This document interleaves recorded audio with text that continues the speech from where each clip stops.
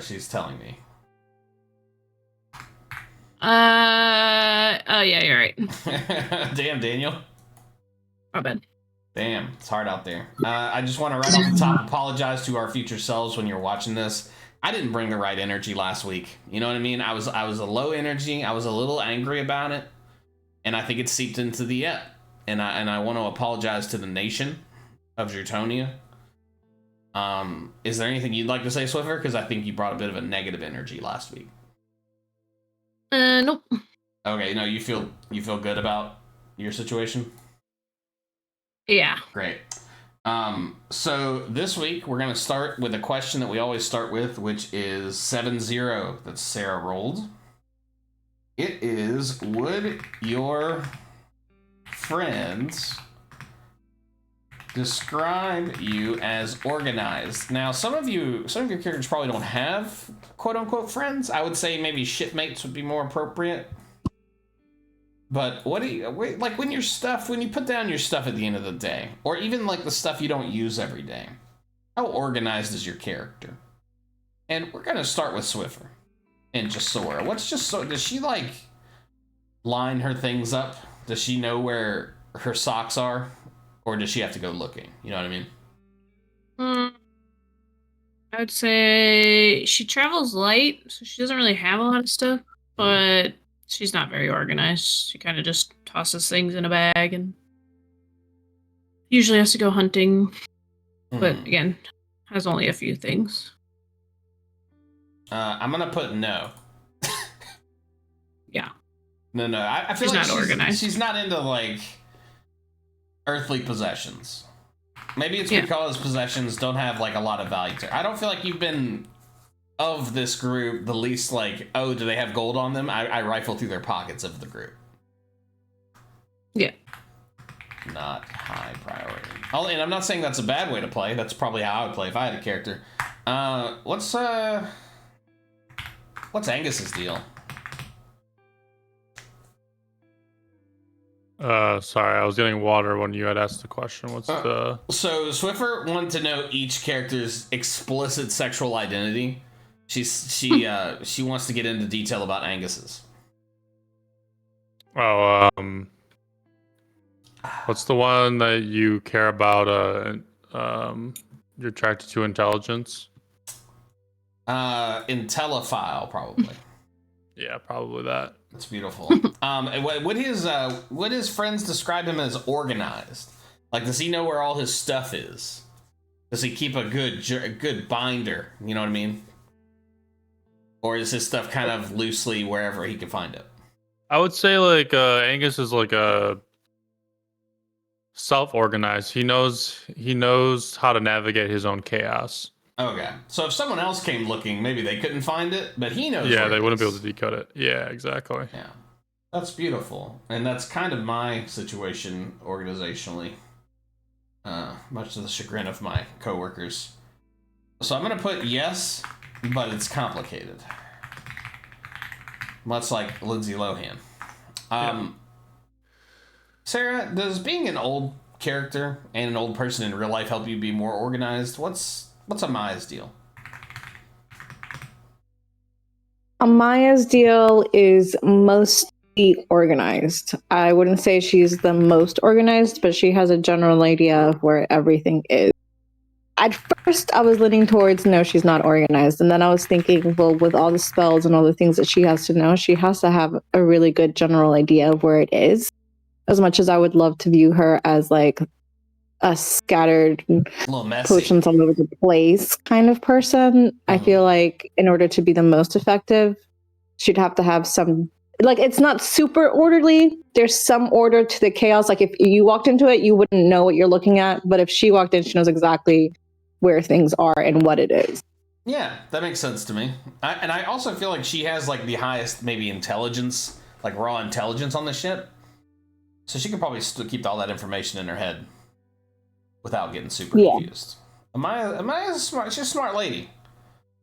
What's Angus's? Nope, that's not Angus. That's of course Aldar of Winox. What's Aldar's deal? Does he keep a tidy space? Because he like ex-military or not really? Yeah, he's a military dude. So I like I think he'd be pretty organized. Yep. Does he still hear his drill sergeant? His fantasy drill sergeant? Yep. Every day, and he wakes up every day at 4 a.m. Oh, that sucks. That makes me sad, actually, for Aldar. That's beautiful, and he probably does a couple push-ups. But last week, after Aldar's push-ups, you guys got your ship upgraded. You've agreed to take a shipment of anybody's guess. Anybody want a free inspiration this week, if you can remember what you're shipping?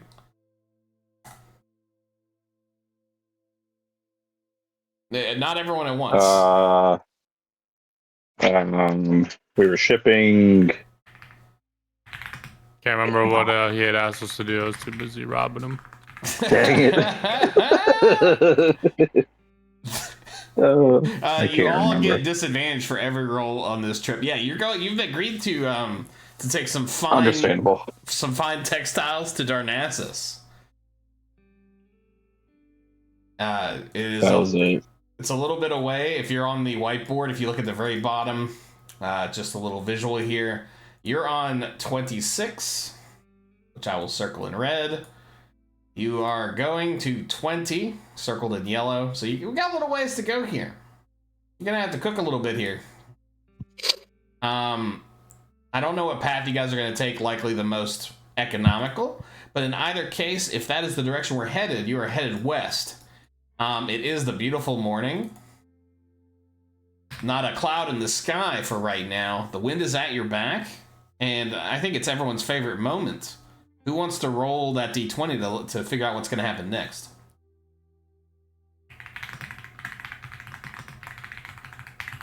Who's tough? Hear Swiffer's a little upset about what happened the last few times. ye.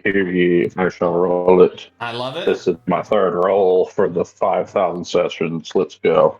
Let's get it, fam. I'm going to do the real dice. What do I need to have? A 20. You want to hold the one that has 20, but not 21 on it. What did I see 20?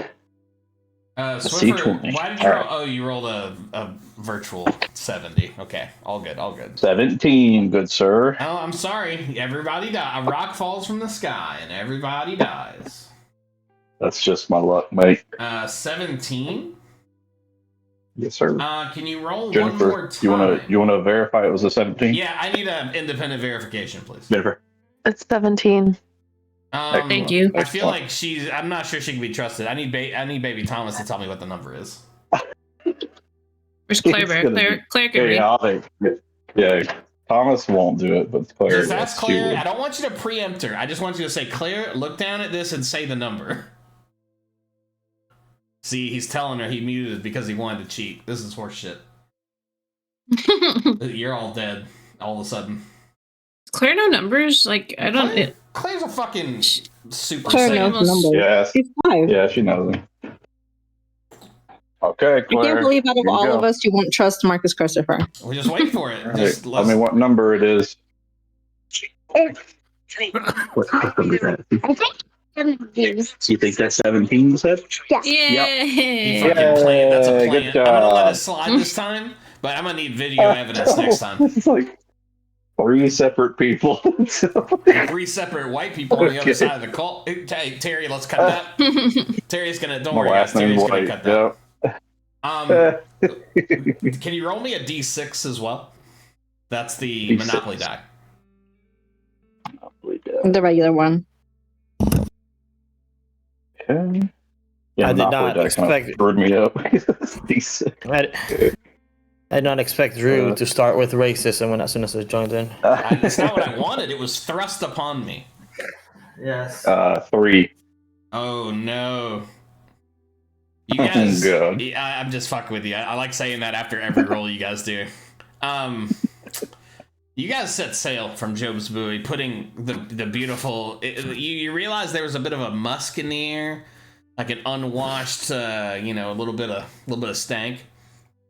But you set sail, that beautiful, beautiful sea breeze in your hair, if you have hair, and after a couple hours heading west, you see a familiar sight bobbing in the water. It is a circular wooden structure. On the top of it has been painted red, but it seems to have faded in the ocean sun. And it's a perfect sphere, and it seems to be bobbing. Spangles. What would you Emporium. like to do? Well, is this not Job's buoy? No, Job's buoy is, if I'm not Ironically, mistaken, not a buoy. the shipyard. Yeah, it's the shipyard. That is I correct. could have, But but we've ran this thing- into this thing. Yeah, this is the. I just said the name, but it's the Cat Emporium thing. That is. The- Oh, Tom? No, You say that, and in your mind you remember, yes, this is Tom's Tradables. Tom's Tradables, yes. It's been a Yeah. while. I think it's been been a while. many episodes. I think Drew We was have upset. money. Yeah, I think Drew was upset because we ran into him last time right after making a chunk of change, and we could actually buy shit. Yeah, and he see, wasn't planning for us I to do wanted it. to punish you guys by not allowing you to do things. Yeah. This is Tom's Like lovely. Tradables. If you pull up to it, it begins to like open at the center, and it's kind of a circular floating platform. And you are I like greeted. this fella. Yeah, Yeah, but he works with his son.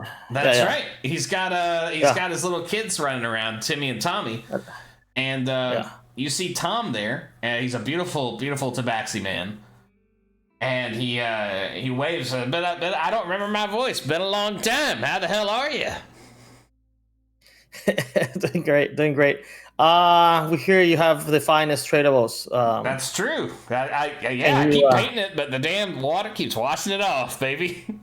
Yeah, as such as is the sea life. Could you fax us over your menu list? Yeah, he hits the fax button and it goes ding ding ding ding ding ding ding, and it starts faxing it over.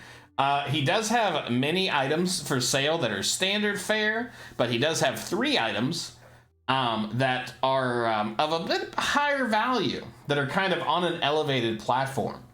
And I will need 3 D100s rolled. I don't care who rolls them, but I need to know 3 numbers. I'll roll one. I like I'll it. roll one. I love it. 52. Alrighty then. 52. We're dead. 71. You die. It's an explosion. I do that. And one more. Angus, roll the last one. Okay. Oh, cool. Or I can roll it. 67. I'm 6, sorry. 7? Was it 6-7? Yeah, 67. Heroes 67. from the future. It's you probably forgot, but this is a bad time in the world where everyone is saying 6-7. Every time you say that, Drew, grinds my gears just a Yeah, little it more. hurts me. It hurts me. This is how I'm killing it. A slow, painful death.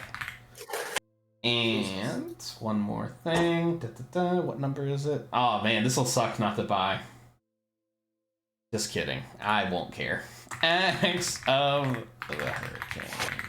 So there are several items that are kind of on an elevated platform surrounded by a glowing light. One is an axe that seems to have like magical, like blue tinted air flowing around it. It is razor sharp, and it has like ancient runes like indented in both of its sides. One is a standard looking like duct tape looking device, and is rolled around a central cylinder. Except it looks like it has little seeds growing on it. And the last is a potion with purple bubbles. It's highly carbonated, and it makes kind of a sizzling sound as you, even from this distance, you can see that it's kind of sizzling.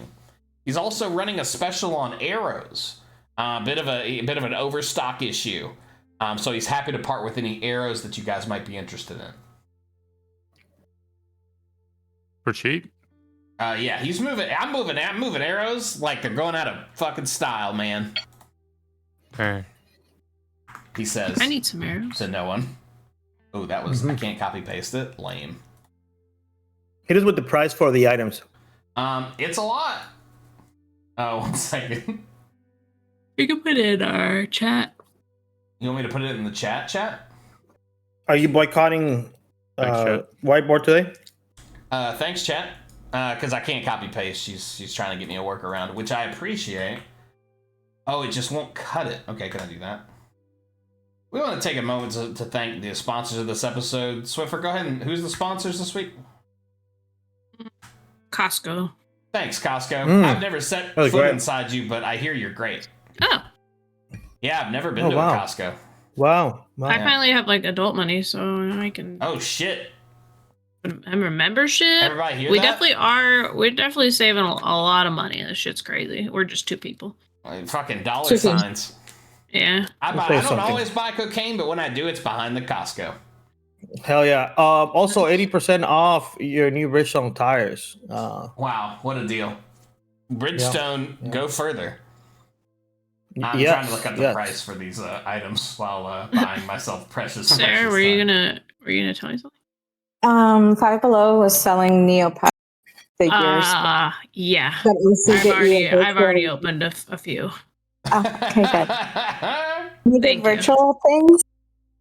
Yes, you get the virtual codes from. I almost bought one today, and I You was like, should. no, They're pretty cool. I don't need to be purchasing this stuff. Fine. Good choice. Speaking of, You just do it and then just send me the code. But also, Costco does have really good deal on tires, considering all that they do for you, and trips. Instagram was trying to sell me on Costco, even though we don't even have it around. Yeah, you guys have Sam's Club. We have a BJ's. BJ's, Yep. but yeah, I don't fraternize at any of these locations. I hate going to that side of town now where the BJ's is. Jesus, we're getting so old talking about that side of town. How's the weather for everybody? All right, so the axe of the hurricane is 5,000 gold pieces. The grower's tape is 150 gold pieces, and the Uzu potion is 400. You're Guys, probably something, Drew? wondering, what the fuck are these things? Well, Yeah. I'm happy to tell you. Tell But us. I'm having some difficulty putting it in the chat, so I'm going to read it to you and then put it in the other chat. The Uzu potion is a specialty alcoholic beverage that causes you to become slightly gelatinous and translucent for 1 hour.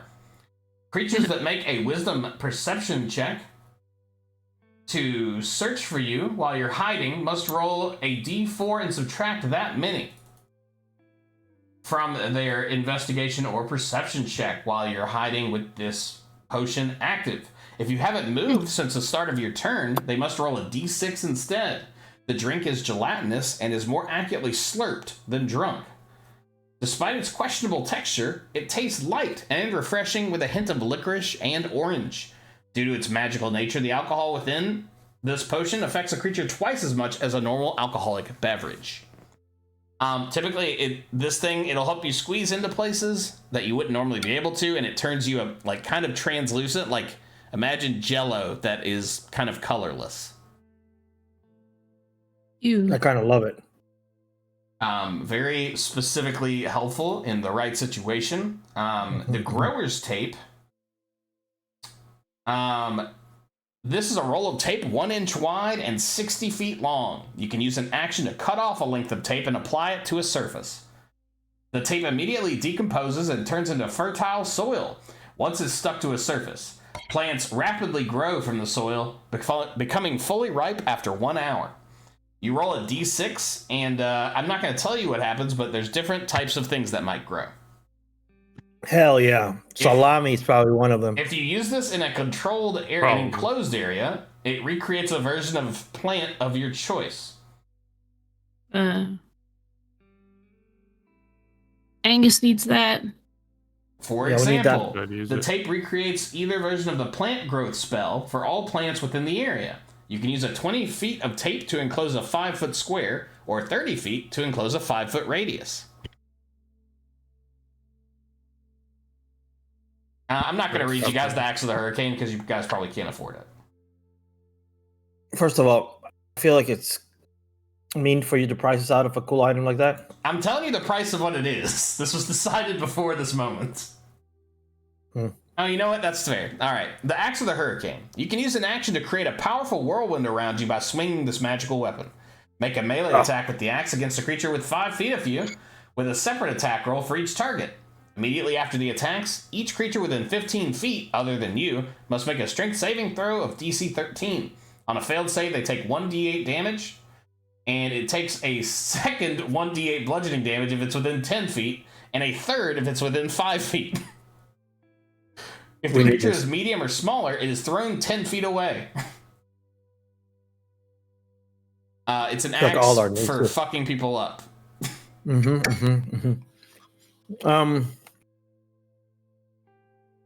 But he also has regular items.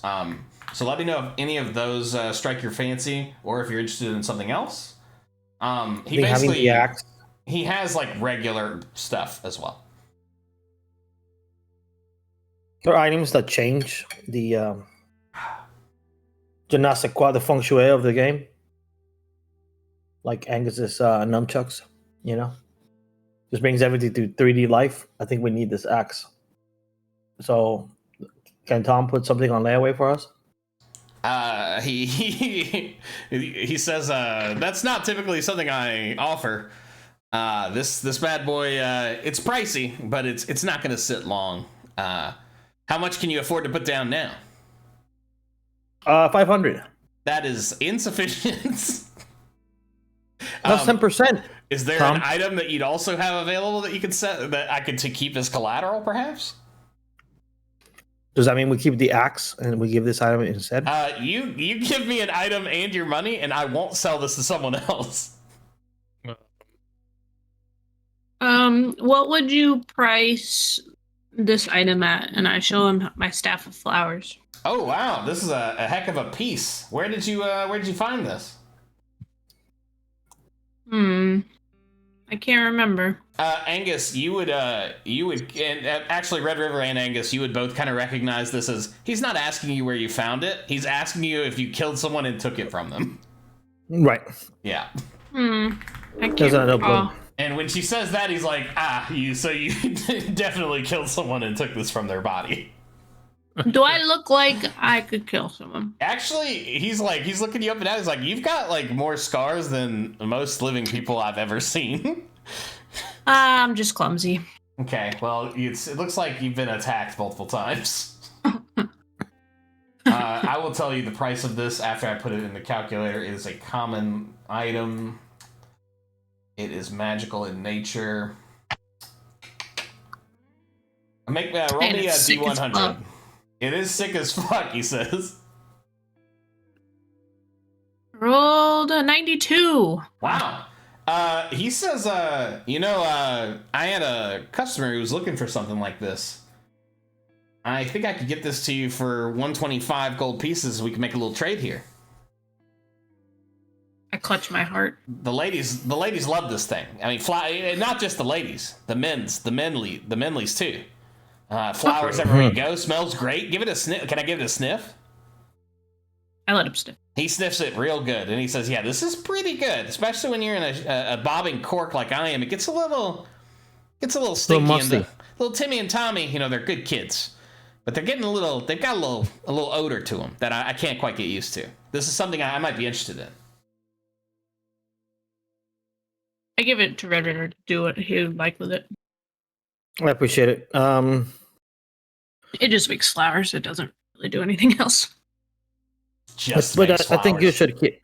I think you should keep it for now. Maybe we can. Maybe it's useful, or we can sell it or gift it to somebody else, or maybe it does something cool later. Yeah, maybe we could find someone else that'll give us more money for it. Yeah, somebody that can appreciate the finer things in life. Here's the deal, Tom. I understand you got to make a living. Thank you for saying that.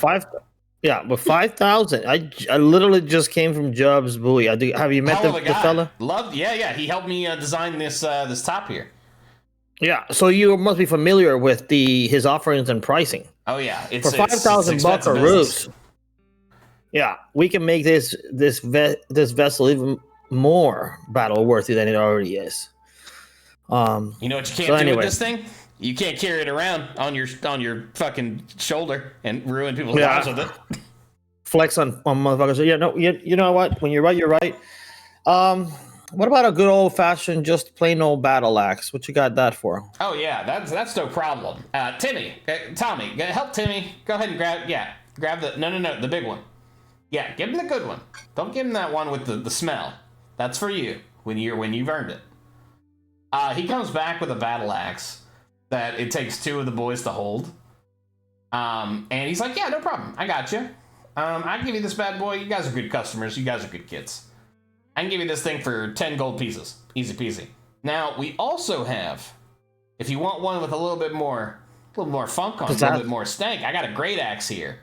But that's going to be 30. And that's a 2-hander. And the other one that's like leaning against like the wall behind him, it is the size of like, it's bigger than Nomad. It's cartoonish. Yeah, it's quite large. But it is 1d12 damage as opposed to the battle axe that is 1d8.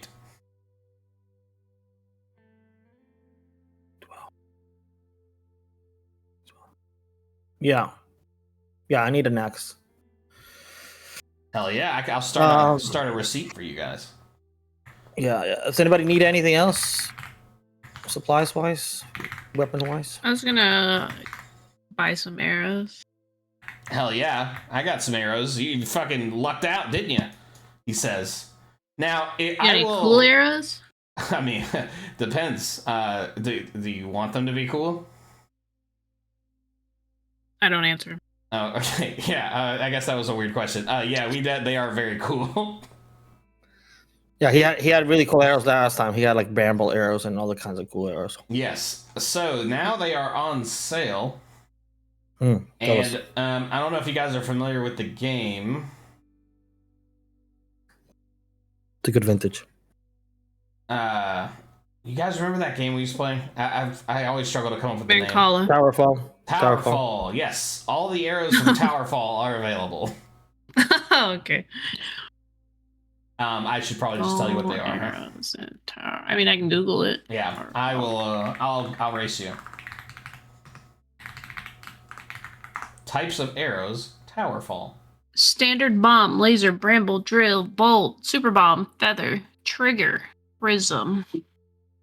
Yeah, so I lied. Not all of those. Like, there's not a laser arrow in here. I've already been told. Let me make a note here. Oh, actually, they're not here anymore. Isn't that weird?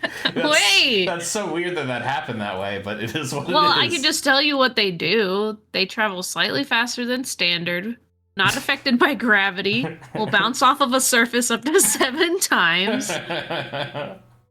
You know what? No, you're right. Words have meaning. Yeah, the arrows are available. All right, let me read through these and then I'll get back to you. All right. Anyone else looking for stuff while I write down what arrows? I think you should just lock in the ones without gravity and stuff, because that means we can just shoot the arrow infinitely long at something. Yeah, it just goes around the planet. That's true. It doesn't stop. We just shoot at whatever we want. It enters orbit. Yeah, he's like, it's so weird that I'm discounting these. It feels like they would be able to do some pretty wild shit with it. Yo, these bolt arrows, also not affected by gravity, capable of turning mid-flight at angles up to 90 degrees. Like that one character from Marvel, the one that whistles and like sends. Yeah. It just follows your. Yeah, it's Yondu. Yondu. If a player catches it, it'll create a small electrical burst and harm enemies. That's pretty cool. All right, let me just make a few caveats before we start slinging arrows here. The laser arrow does not, I repeat, does not contain any lasers. And I know that. Okay, good. I'm happy to answer any other questions. Everything's affected by gravity the way normal things are affected by gravity. Yeah, you're not gonna shoot yourself into the sun. I'm not. It wouldn't be affected by gravity, maybe, but it would be affected by any weight, including air resistance. All right, let me look up the price for these things, and I already said they're discounted because I spoke before I could hear myself. Oh, you realize what kind of. Then you're running a deal on them. You said that he wanted to get rid of them. Crazy. They say 100 GP, but that part's been scratched out, and now it's 65 GP. But it also For says one arrow? buy 2 get 1 free. For 1 arrow, you just said will gravity affect it? This thing could be in orbit. Yeah. Yeah, we're I running like the my discount. bramble arrow. There's also some discount potions over there if that's something you're interested in. But yeah, I think the bolt arrow is pretty cool. Can we get some more health potions? So yeah, I can, totally. About how much they cost. I think it's actually not crazy high. 1 second. They changed the D&D website, and it's fine. Just takes some getting used to here. And you want the he's got like there's like 3 different health potions there of varying like powers. I assume you want like the cheap one. Yeah. A cheap one. And would my character know much about like the potions and like why they're different? Like, do they come from a different plant? Or is it just the plant was extracted, or is it just they're drinking more of it? Like it's a different size. Make me an Arcana check. I don't think your character would know that, right? Like without a roll. Sweet. 7. You think that it, like how red it is, like how red the Kool-Aid is, it like automatically converts to how much they heal.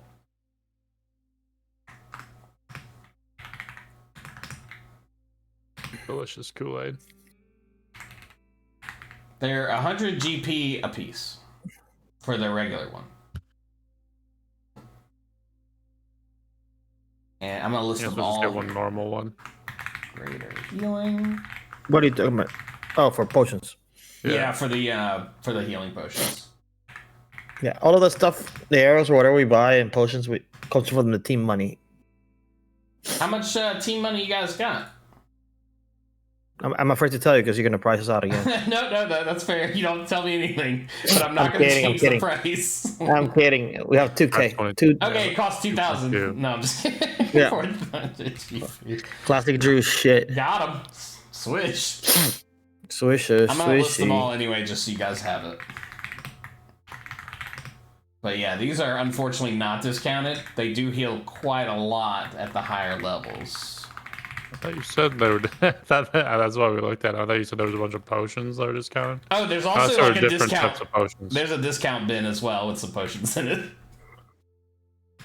There's not like a price, but the bin says like 20 gold pieces. Can I Arcana can I Arcana check when I look in that bin? Yeah, absolutely. And you can, like, when you get close to the bin, it's clear that one of the kids wrote it. And when he sees you, when Tom sees you walk over, he's like, oh yeah, I let the kids, they want to run a business like their pa. You'll have to negotiate with them directly if you want to make a deal there. All right. Roll an 8. You only see 2 like undamaged potions. Like some of them have been thrown in there so hastily they obviously like leaked out. One of them is green and one of them is perfectly clear. The clear one, actually with an 8, that is what you see. I'll ask the kids. Yeah, what do these potions do? What do you mean? You talking to me or my brother? I'm Timmy and he's Tommy. Did you not both make these? Oh no, we didn't make these. We found them. We found them for discount. We got them from the Fantasy Costco. Sorry. Oh. Yeah, we got like 8 of these things, he says. And you don't know what they do. No, they said that warranty is expired and they made us sign some paperwork and they said that we shouldn't drink them ourselves because we're children. Interesting. All right, I'll be back. Okay, I'd love to make a deal just like my pa. How much for each potion? Well, these, he looks at the thing. He says, you can't read, mister? And Tommy says to his brother, don't make fun of him because he can't read. That's not nice. I'm sorry, sir. I understand now that you're an idiot and you can't read. They're 20 gold pieces. Each? That's right. But we can try to make you a deal. Yeah, if we get both, can we get it for 30 gold? That sounds like a great deal. You better roll a persuasion check against me, Timmy. How does a nat 20 do for me? That's pretty good, but you're gonna have to convince my brother too. It's our business together. Tommy walks over and says, I'm a different boy than that other one you spoke to.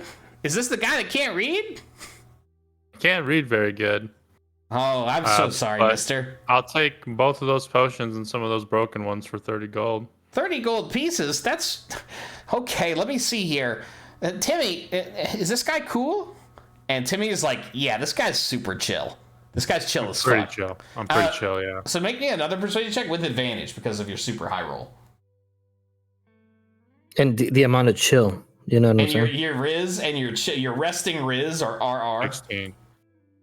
With the 16, Timmy and Tommy, they nod their head and go, that sounds like a deal, mister. And if you're looking to sell something, you don't know what it does. We're happy to buy it off your hands and sell it to the next customer.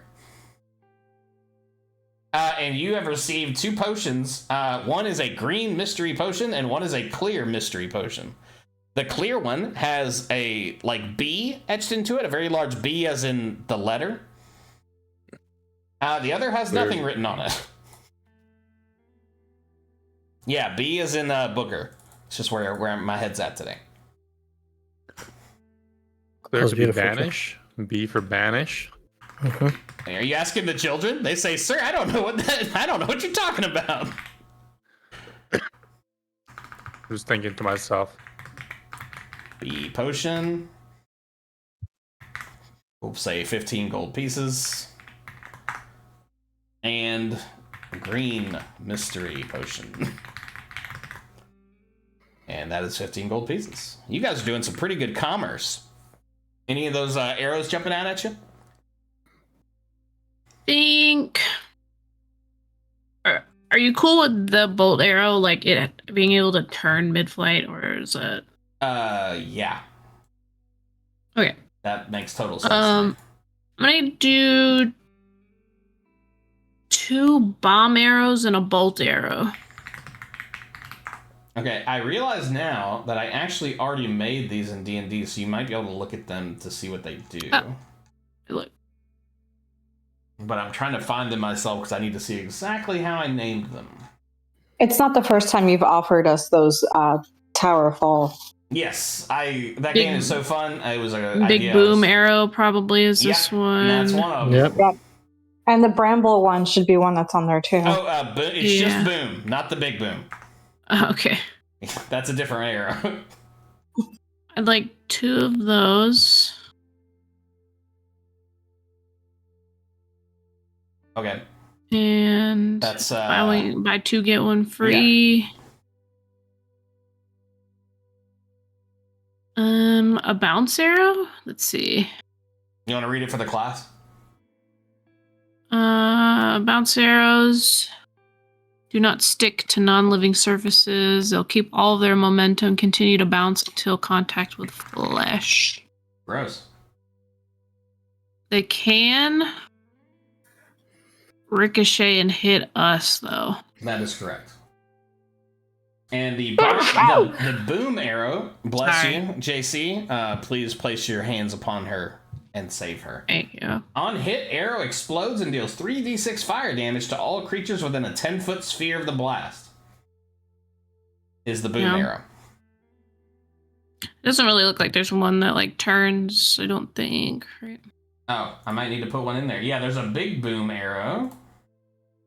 The driller is the one that can go through something. I saw that one. Yeah, the plumed arrow. Oh, I should add this. Instead of feather, it's plumed arrows. That is good. And a prism arrow. The prism arrow is quite cool. Move your head. Okay, well, let's not be rude. I can't, you know what I mean? I'm just... I move it when He's just a little boy. Yeah, I'm just a guy. Prism might be cool. Let's look. This arrow does no damage on hit. The target must succeed on a wisdom saving throw or be paralyzed and trapped within a golden prism for the 1 minute. Pretty cool. Okay. I'll do 1 prism arrow. Excellent. You have spent 65 gold pieces on prism arrow. What were the others? And 2 booms. 2 times boom arrows. 5 big booms. As you're taking those, he says, I really appreciate you helping me move this inventory. Be careful with those boom arrows. That thing, once you notch it, if it falls on the ground in front of you, that it is still going to activate. I need I need a bramble arrow. That's 3 bramble arrows, right? You're gonna get 3? Big No, big one, money, he says. Big spender. Isn't it 1 buy 2 get 1 free? That is correct. So it is 130 gold pieces for 2, and you get the 3rd one for free. Bramble arrows. You guys are arrowing up. This is great. Let's say they also come in the bolt form, so you can also fire it from your crossbow. Yeah, that makes sense. I'm gonna pay for my arrows, like, out of my gold that I have. That'll leave me with very few gold left, but... No, but we should pay for all, like, when we engage these kinds of buyers and like the ship buyers, we should just get it from the team gold. Team gold? Okay. The bramble arrow, I don't think we've read it out loud, so I'll just read it real quick. If a target is hit, it is restrained for 1d4 turns. If the creature attempts to break the bramble, they must make a con saving throw and take 1d6 damage on success or failure. Yeah, when we're outnumbered, I think that might come in handy. Yes, super effective. It's almost like I shouldn't sell you these arrows. Yeah, but we'll take it. We'll take it, Jobs. This is great. He's like, oh well, it's too late. I already told you. You could the ones that go through things. Do we buy any of those? No, the drill arrows have not been purchased. And you said it goes through pretty much anything. Driller arrows will pierce any surface that is less than 2 feet thick and ignores the armor of the creature that has been struck.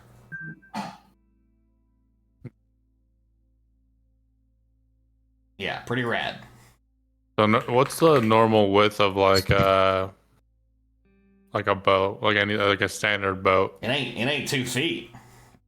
It ain't 2 feet. How thick Dude. how dummy thick is the hull of a pirate ship? This AI overview. 3 to 5 inches of thick general planking. So even if it was double that, this arrow would go through it.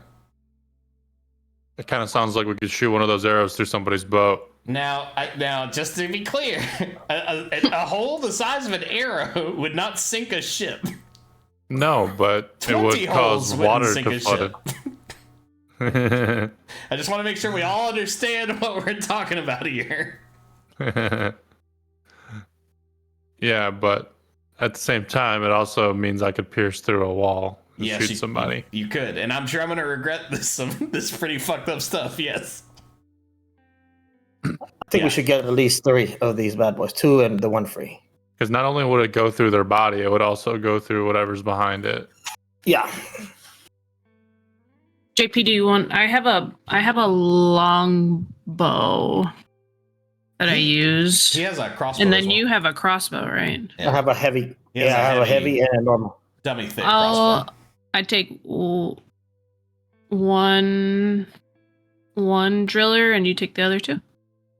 Yeah, we could do that. All right. We can put them in the. I don't shoot bows, but I'm pretty excited for those of the people who have it. Yeah, it's gonna be great. So hold on a second. Look at the party inventory so we know. Oh yeah, make sure you do that.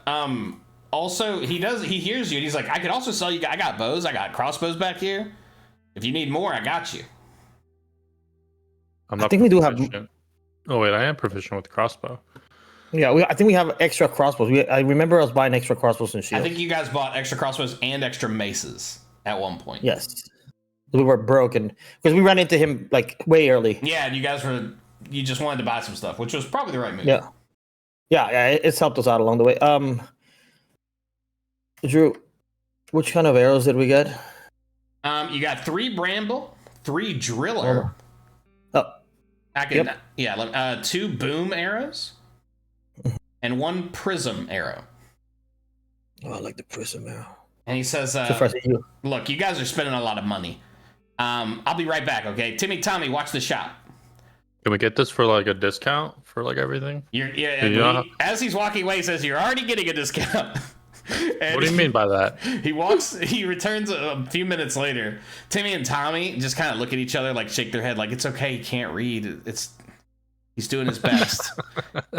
And Timmy actually starts crying. He's like, he's never read my favorite books. And Tommy says, "No, Timmy, he can't. You'd have to read it to him, and we don't have time." And Timmy walks up to you and says, "Sir, would you like me to read you and show you the magic of books?" Yeah, I love magic. Chapter 1. Once upon a time, and his dad comes in and says, "Timmy, what are you doing? I'm trying to conduct a business. Let me show you how to comport yourself like a businessman. We don't care about magic, we care about business," he says. And now you've unlocked the subplot of Timmy and Tommy's relationship with their dad. Yeah. And it believe it or not, it's going to mirror a lot of my relationship with my dad. Like, I'm the surrogate for both. Anyway, we'll get into it. I'll send you guys some details. But he plops something on the counter, and it is maybe the coolest crossbow that you've ever seen. He says this is a Tommy bow. And named after your own kid? Named after Tommy. It looks like a Thompson submachine gun, but crossbows. There are two crossbows like on top of one another, and he sets another one down that has 3 crossbows on top of one another. And this will fire multiple shots at once. We definitely need this. Yeah, this is my double and my triple Tommy bow. It's a hell of a device. One of my favorites. Is the big one called the Tommy bow and the little one called the Timmy bow? That's right. It's weird that you said that, because that's the words I was going to say to you. Yes. And you're throwing in this just... Nope, that is for money. Business? That is for dollars, he says. Talk to me about the dollars, because we do be shooting a lot of bows. Well, Drew's going to look it up right now. Here he goes. Click, click, click.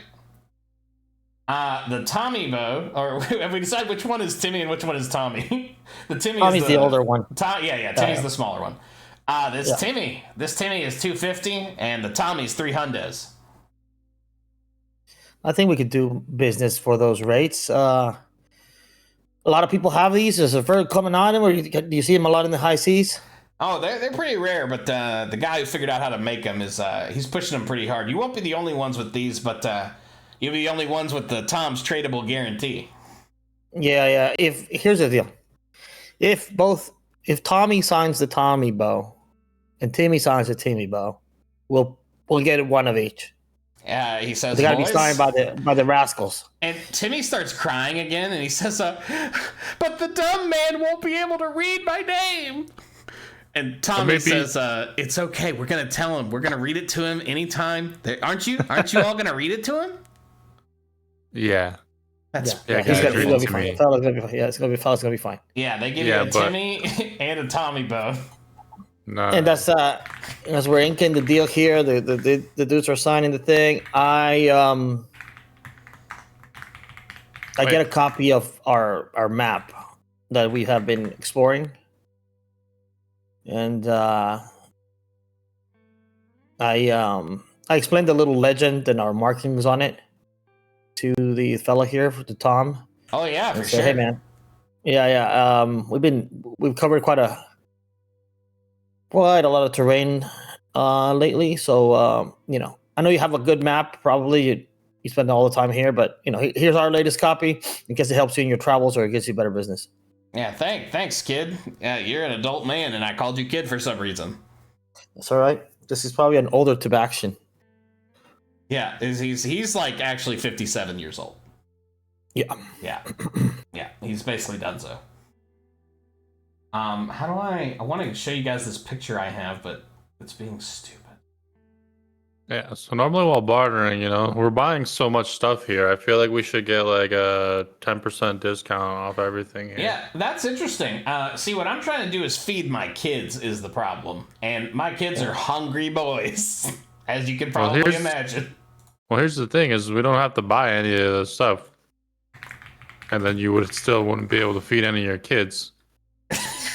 Are you threatening me? He says. No, I'm just saying, like the businesses is if it moves off your shelf, then you can feed your kids. But if we don't buy anything, then you're kind of stuck. Yeah, I agree. It sounds like you guys are selling a lot of. You guys are doing a lot of commerce. I've put it now in the what's it called? The white page, so you can get a good look at this very cool looking bow. Oh yeah, that's the thing of beauty right there. Dang. Yeah, it's pretty sick. Imagine shooting like a triple piercing arrow through that bad boy. Boom, boom, boom, boom. Pretend you don't see the 4, 5, 6 options. Because those are not available at this moment. Yeah. We'll cross those Just right out. reload. Early stage. Yeah, Yeah. don't worry about those. And these are. It's upgradable, perhaps. Perhaps. You never know what you could do with these bad boys. The prices are vastly different than what's stated here in the advertisement. Don't worry about that. He says it. He crumples up the paper and throws it in the trash. So this must be the heavy variety, right? Heavy crossbow variety with the extended range. These are going to do the Lord's work. These are the extended range. Yours are going to be better than these. Yeah.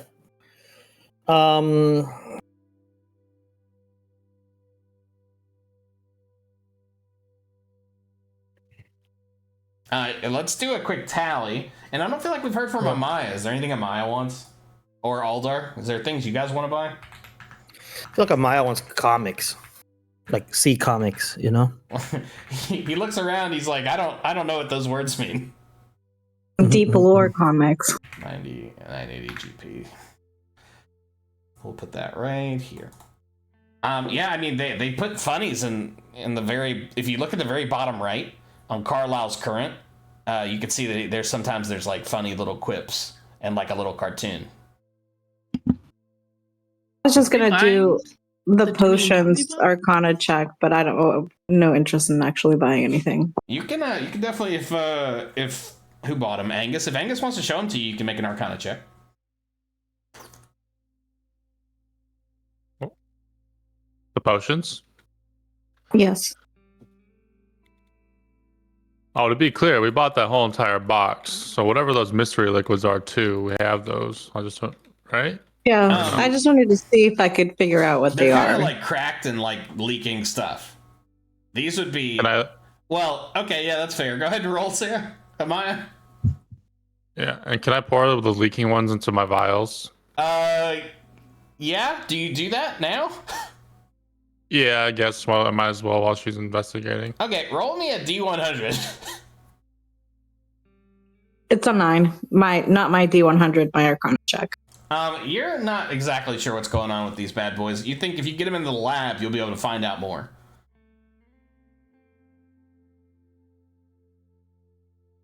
How does the 94 do? Ooh, the liquids mix. You're not sure how many different liquids mix, but as you put them in your vial, it lets out like a large puff of smoke. You get a big whiff of it, and you are able to keep your consciousness. But one of your eyes changes colors. Wait, what? I would have assumed he would have poured them individually. Yeah, that was definitely my intent. These liquids are kind of all mixed together at the bottom of this barrel. I see. Oh, well, that's fine. Yeah, one of your eyes changes the color for 1 hour. It's pretty cool. But these two that you have are like the salvageable ones. I'll leave those where they are, but the mystery liquids will stay in the vial. Make sure you keep mystery liquid. But yeah, if that's all the business you want to do, at 900 GP, 980, and we'll get you out of here. Are we buying the Tommy Bow? I mean, I do have it factored in. I think you don't have to, obviously. I think we should, because we don't always run into this fella. It might be another 20 turns before we run into him. What's the difference between the two bows? You probably shoot 2 arrows. Timmy, well, yeah, Timmy shoots 2. Tommy shoots 3. They we need both. They do require reloading. I don't need a bow. I think Adam said he wanted one. Yeah, I think Adam would be interested if you're able to get him one. I think I think we get the 2 bows because we're always in naval combat. We don't have a lot to go with except shooting bows, and that's made a difference before. Yeah, I'll take one as well. Yeah, or not one of the good ones, just like one of the hand guns. Yeah. We'll trade them around. But yeah, I think more bows, more arrows when we cannot engage may give us an advantage. Even an unproficient shot is better than no shot. Yeah. You definitely not going to hit them if you don't have a crossbow.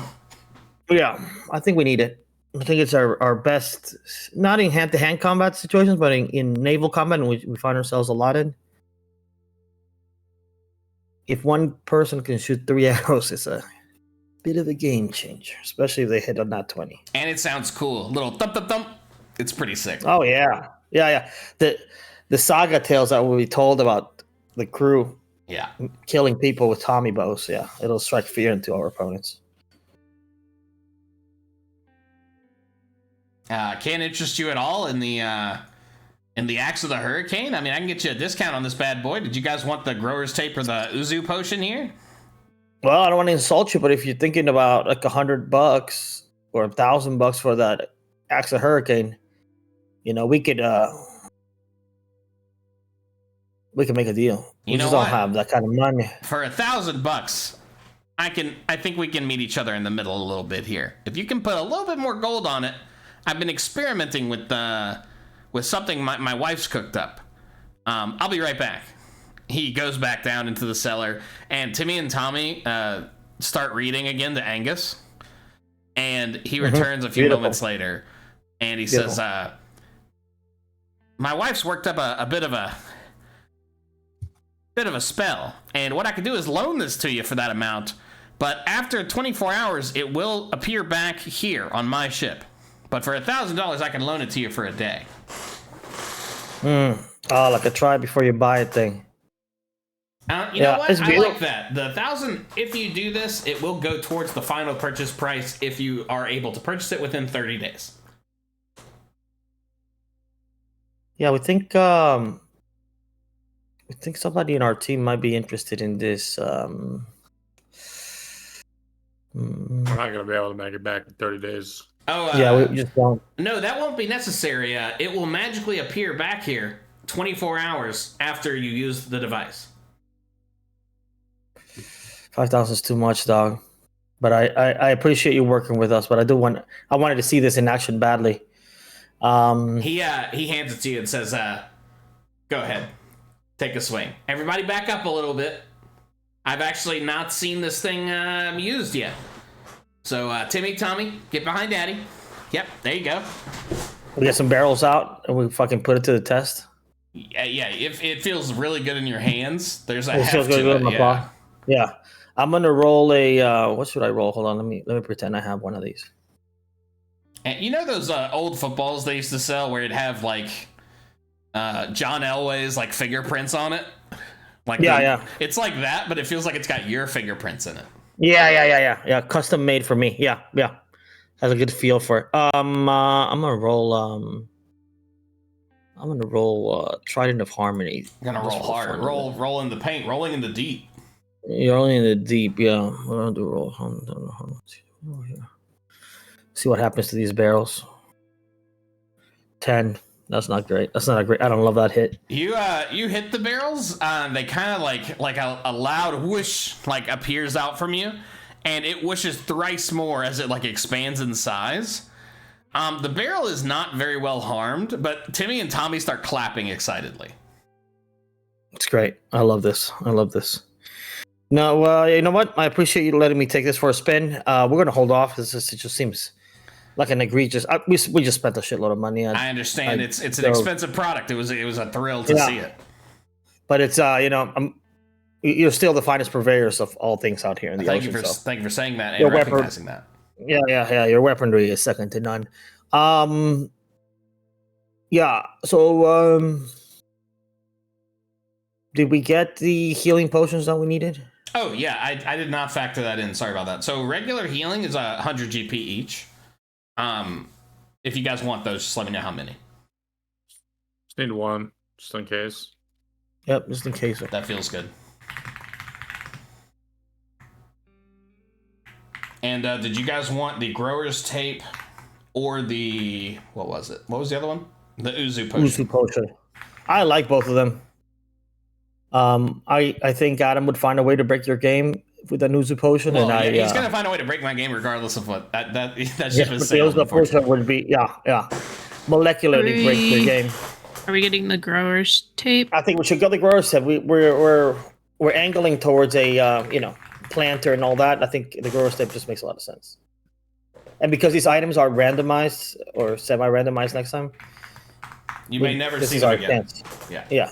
That is, yeah, I'm glad you said that. That is the nature of Tom's tradables. I've got a table of like over 100 items, so you likely could won't get see it these back. again. You might, but I'm unlikely. half tempted because the potions of healing. One of the great things about potions of healing, for those that don't know, is they don't expire. Yeah, it lasts just as long as honey does, and that's a long time. And it's forever. We like to adventure 100 GP when one of us is down. Can be chump change if the battle has a lot of riches. So I think we should 2x the potion of healing.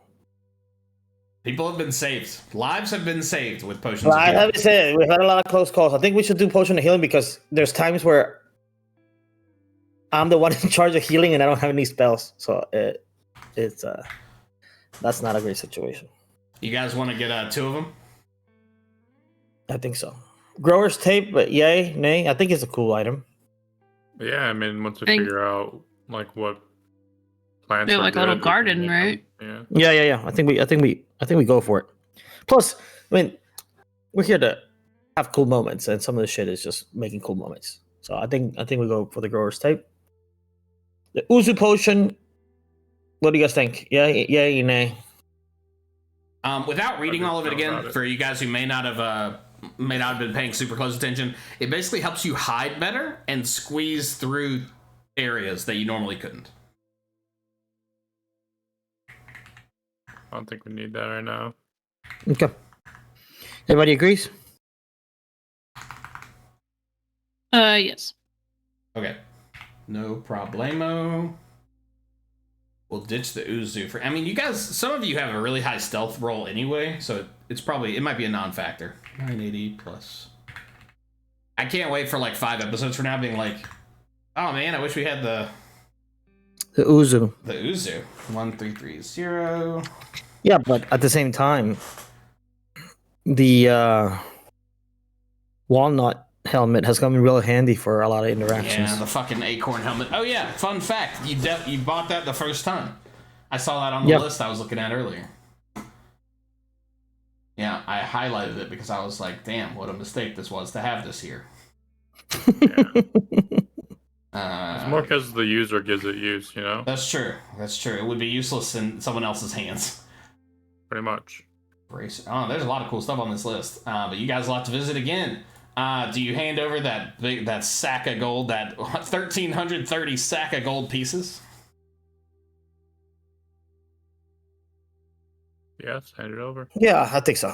Yeah. This all of this is going to create some epic battles and epic moments. It is jangling. I'll edit our party money. Thank you. We Also, don't multiple do it. I don't think Grower's Tape is in D&D Beyond yet. I'll have to add it. So if you could just like, if the thing you're searching for isn't in there, just make a note. Just put the name, and I'll fill it in later.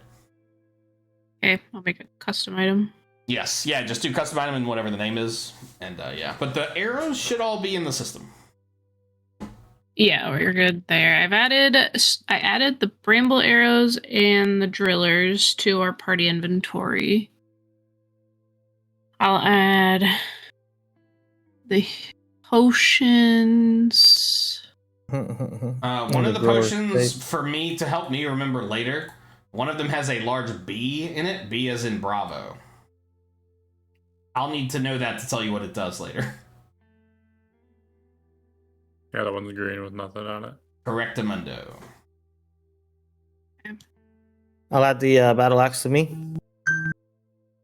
Okay. and then I will buy a really cool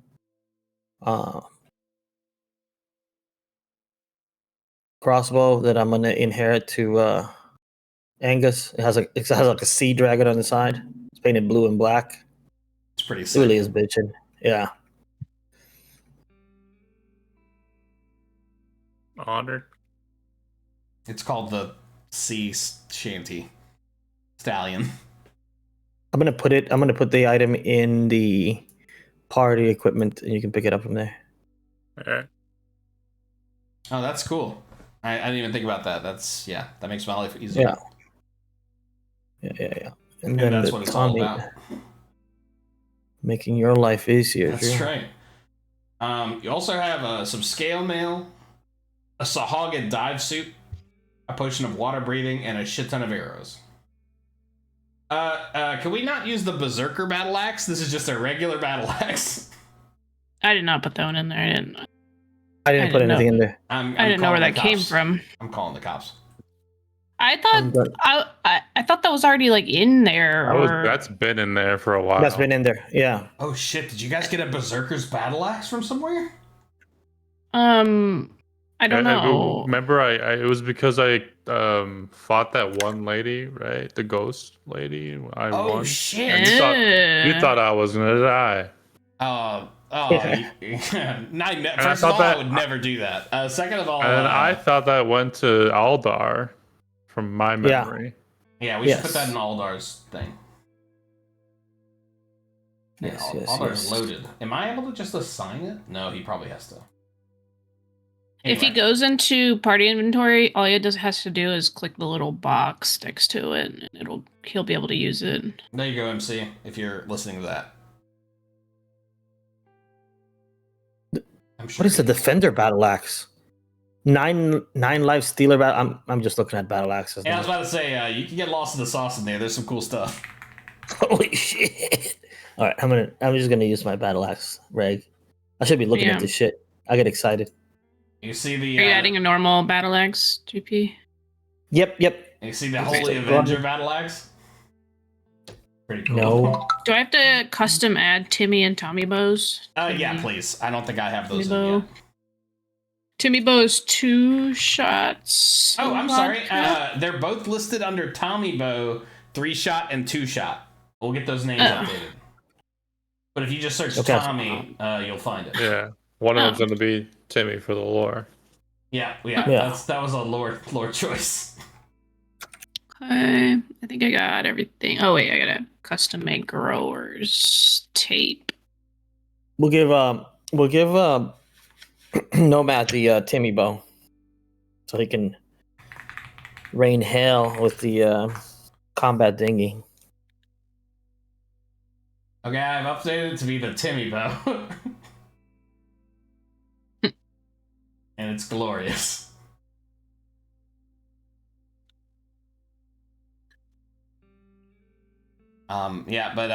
He shakes your hand, takes your delicious gold pieces.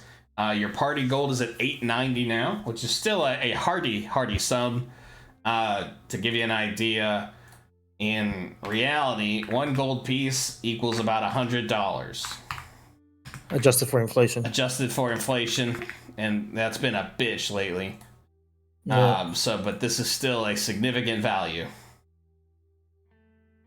But he waves goodbye, and as you guys get back on your ship, you hear the click as his kind of bobber like seals itself, and it drops under the water kind of suddenly with a bloop, and a light rain starts to fall as you guys have your new items. Let's start engraving my Tommy bow. What do you put on there?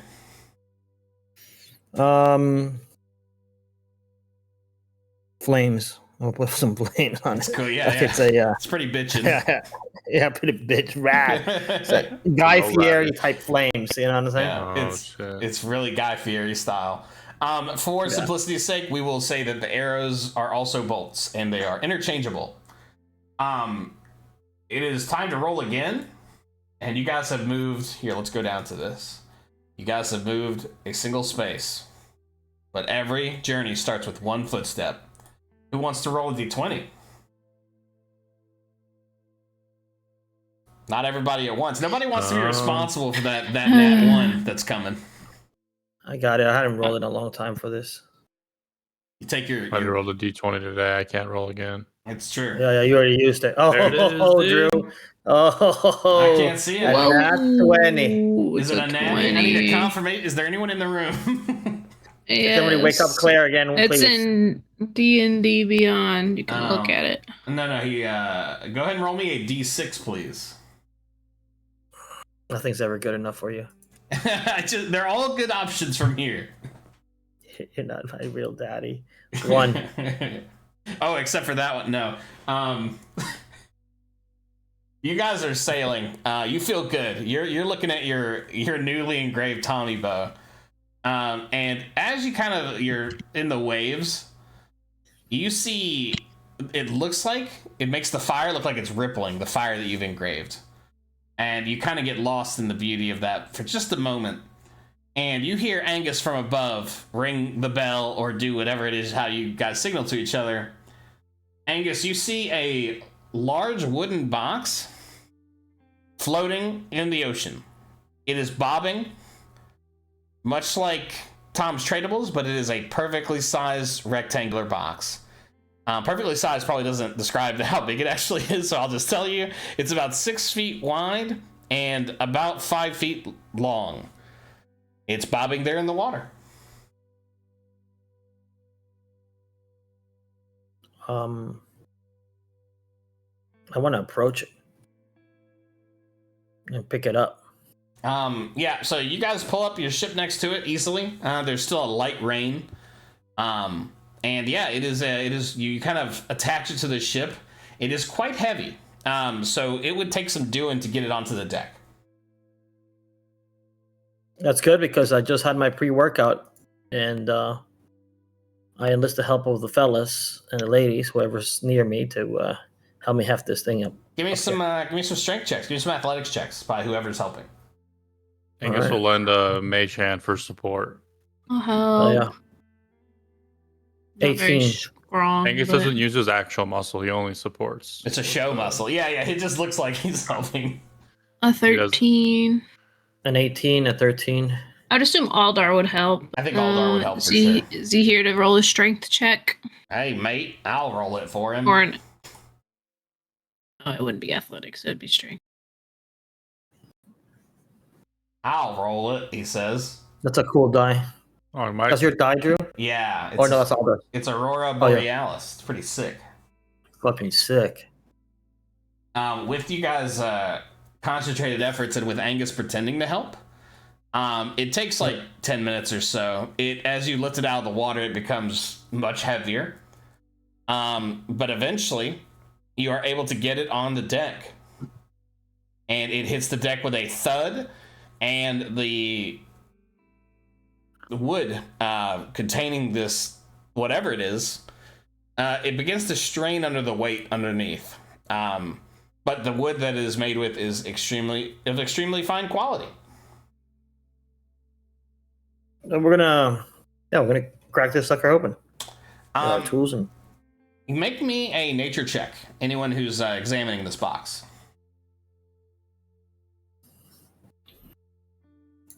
Actually, I'll make one too. Nature. A 26. I think I got a nat 20 on it. Jasora. Yeah, you did. Her third eye on her head opens. And she recognizes this wood. She's not spent a lot of time in wooded areas, but she remembers a ship passing over her tribe many, many years ago. And the wood of the ship seemed to like undulate in the water itself. And this is living elderwood that this box is made out of. And Veronica appears next to you in the floor of the ship and says, oh my, I've not seen this in some time. Hi, my name's Veronica. Have we spoken before? I scream. That's normal. That happens all the time. That happens usually all the time when I'm talking to people. I know I'm kind of quiet sometimes, but hi, my name's Veronica. I'm part of the ship. Veronica, it's great to see you. We missed you. How do you like the new upgrades before we get into this this new thing here? Kind of tickled. I'm going to be honest. I kind of tickled a little bit when they were putting that new stuff on me, taking the old stuff off. But I feel good now. I feel strong. Feel confident. Feel better? She's kind Feel of better? like appearing and unappearing, like all around the box. And Right, she says, right. "It's been a long time. I don't understand why I know what this box is, but I've seen this wood before. I don't remember how or why, but this is good stuff. This is good stuff." Excellent. You know what? Let's do the sensible thing. Why don't you spend more time with the wood, and we'll take this down to our boy Douglas, and you guys can go over it, learn about it, tell us. Maybe you can recall, and then we'll decide later. Yeah, you guys ought to take this downstairs. This could be good stuff. Jasora, with your 20, this is living elderwood, and with your 20, you recognize what's inside of it with just by looking at it. This is full of elderwood. Oh. You have found 20 lumber packs of elderwood. That's excellent. Wow. You don't know What's where that? this came from or why, but this is self-healing wood. Hell Holy yeah, son. shit. Oh shit, we hit the mother load. Yeah, with the 20, I'm just going to tell you everything I know about this. It is fire resistant, so it is not like if you put this in a fire, eventually it would catch fire. But it is resistant to fire damage, meaning it takes half damage. And it is it has higher HP as well as higher damage threshold than any ordinary wood. Just fucking great. We gotta Last thing, Yeah. with a 20, I'll answer any questions you have about it, but you also would know with a nat 20, this would only be available to the Viridian Empire, and it would only be available to a VIP level ship. Have we seen that you remember, because there's a lot of shit going on, but do you remember if we ever encountered a ship that rocks this wood? Whether we There's haven't. only a few ships that would have this. You have not encountered them. Actually, with a 20, this is the kind of wood you would find on the Dreadnought. There are only 3 Dreadnoughts in the Viridian Empire Navy. And that is normally where you see this. This is great. This is a great find. I love You this. said we found 20 packs of it? 20 lumber packs, yeah. Oh my goodness. It is tightly condensed in this box that is also made of elderwood. Of elderwood? Yeah, hell yeah. Let's we'll put this in storage and let Veronica and Douglas geek out over it and study its properties and all that good guy shit. Yeah, excellent. The night sets as you guys have. This is to give you guys an idea. This is one of the more valuable things that you've ever found or possessed. Yes, but especially in the naval yes, situation here. This is great. yeah. This is quite a product you have here. I need to make sure I make a note of it. Let's see here. Nope, don't want to rename So can it. you add it to our team stuff, or do you want me to do Someone that? put it in the team thing, but I'm also going to add it to your ship's cargo.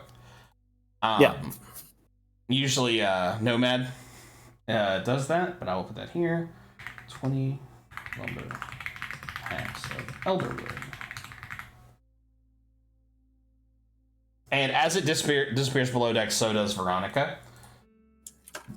And it's nighttime, and it's been a very long time since we've done this. I need Sarah. No, Sarah's done a lot of the narrative heavy lifting. Let me roll, actually. There's 6 of you. No, there's 5 of you. Here we go. It is a 1. Swiffer, roll me a 1d8, please. 1d. A 3. I think this has happened a few times, and it's not by accident, maybe. Nighttime approaches. There's a pretty good feeling. You guys have had a couple of huge days after some very hard days of people getting burned alive and people being taken over by ghosts. But the past few days, it feels like that's far in the past. You've upgraded your ship. You've spent some hard-earned coin. People are kind of excited. Everyone's gotten a piece of the action of this, all this new stuff. What is Jasora doing? What's she up to?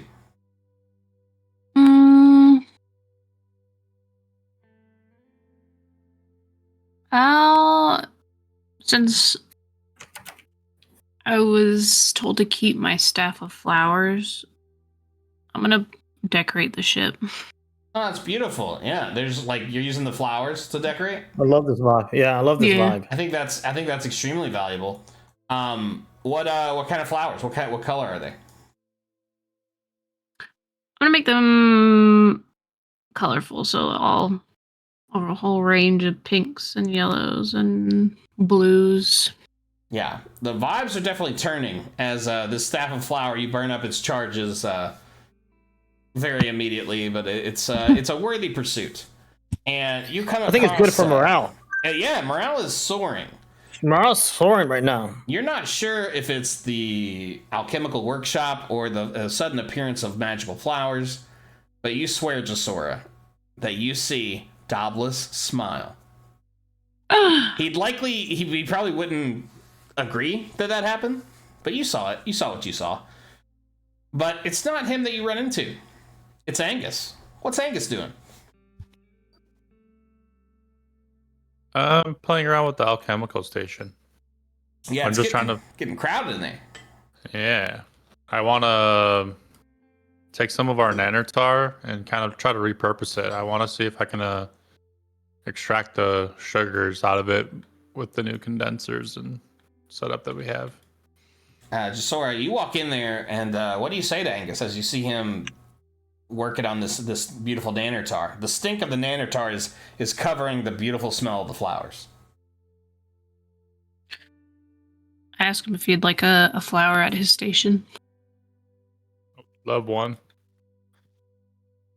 Pop a little pretty blue flower on the nearby.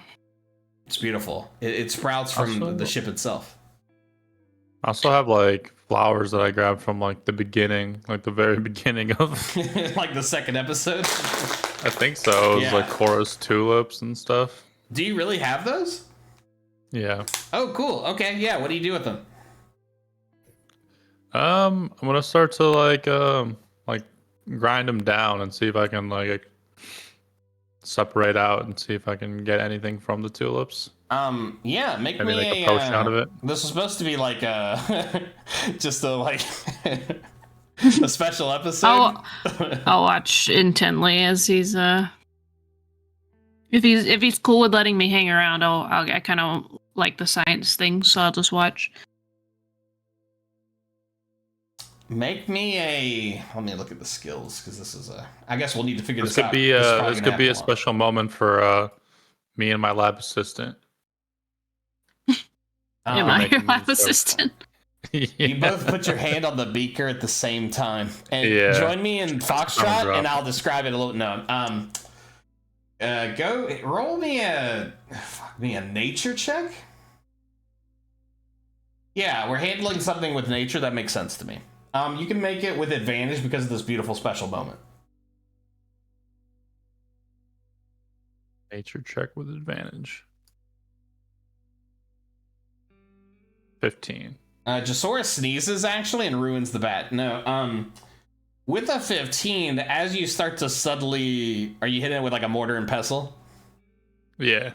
It lets out like a vibrating sound that almost sounds like a screech as you start to mush these flowers up, like a ee. Do I recognize this sound? You don't. But yeah, you mush this as you mush it into a powder, the sound kind of increases.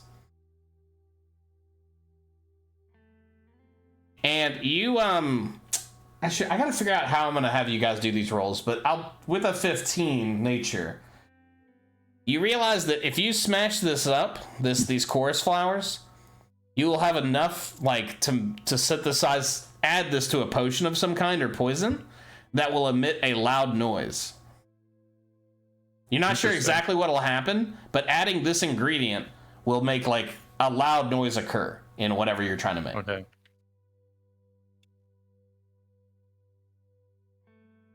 So Sora, you see this, and it's beautiful and a little scary. Yeah, I'm a little scared for sure. I don't know when I'm going to use this, but I'm going to use it. I'll figure out how to use. Mm-hmm. You take out a credit card and start making lines with it. Yeah, and then I'm going to take just like a small little amount of it. Just a little bump, yeah. Yeah, and just like add it to a little bit of like a vial of water, and I'm going to throw it at Jasora, like at her feet. See what it does. You have an infinite supply of bottles, so you fill it like a thimble-sized thing of it. You throw it at her feet, and it like as it erupts, it sounds like a child screaming for just a second, like just a moment. But it's like I have neighbors, so I won't do it. But it is like a child's screech. Make me a Constitution saving throw, Jasora. Constitution saving. Yes, as you try to protect your hearing. 14. Yeah, you're able to withstand the blast of sound, and you don't even pee or poop yourself, but it is very startling. I get mad. I'll leave. What was supposed to be a beautiful moment between the two of you has turned sour. I'm gonna say sorry. Scared me. She does not respond. But it is the following day as we smash cut to the next morning. There is a little bit of rain still drizzling. The deck is wet with moisture, as wetness will do. Boy, that was a hell of a description. Hey, Reggie, can we... No, he says we have to keep it. But it's time to sail away. And if you guys are continuing southwest, you have now made it 2 spaces. You're doing great. We're covering some terrain today. Hell yeah, you are. And nothing horrible's happened. Despite rumors that everything is bad. Mm-hmm. Well. I just jinxed it. Who wants to roll? A nat 20 would do that for us. That's true. You guys are, just to be clear, for the last, 10 of these rolls, like half of them have been 20s. Which is a little ridiculous. Who wants to be the bearer of good news? I'll get over my fear and I'll roll it. There it is. It's beautiful. Oh, God. Roll Is it 20, right? Yeah, roll that heat. You can roll a 1d6 if you want, but we're going to use the number. 7. There it is. 6, 7. Nice. Nice. Swag. Go ahead and roll me a d20 again.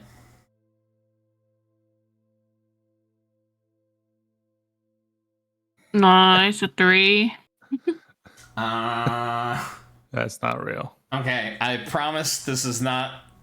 Oh my fucking God. It's bad storytelling or whatever, but it's early morning. You guys have only set sail for like 20 minutes or so. Everyone's kind of taking up their positions. No one's even had their fantasy coffee yet. But you see, due to my poor storytelling, a crate floating in the water. Well, there must have been some kind of shipwreck nearby. There's lots of Seems weird that it's just what is it called? Jetsam? Flotsam? Yes, it is Flotsam. Good job. Thank you. That's the name of a Neopet. Excellent. No wonder why you knew. Yeah, that was really the only way. But yeah, you see a crate. This one is much smaller, but it is probably a perfectly square 3x3 crate. Haul it in. You haul it in. This one is still heavy and dense, but enough for one person to be able to get it back on the deck. Which you do, and you see a West Alien Company insignia on each side of the crate.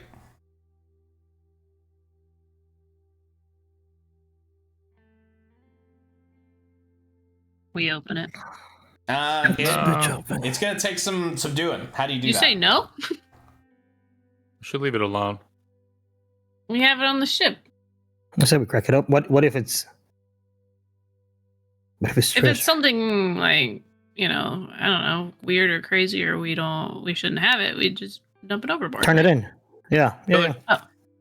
I feel like I just got yelled at for taking some guards gold, which was like 13 pieces, and now we're gonna steal government entities gold or treasure chest. Wait, we're not. We found it at sea. I think there's maritime laws. This is God's crate. Yeah, I'm not exactly sure what This the isn't maritime Founders laws. Keepers. Well, going into somebody's jangle and usurping them of their money is definitely not finders keepers.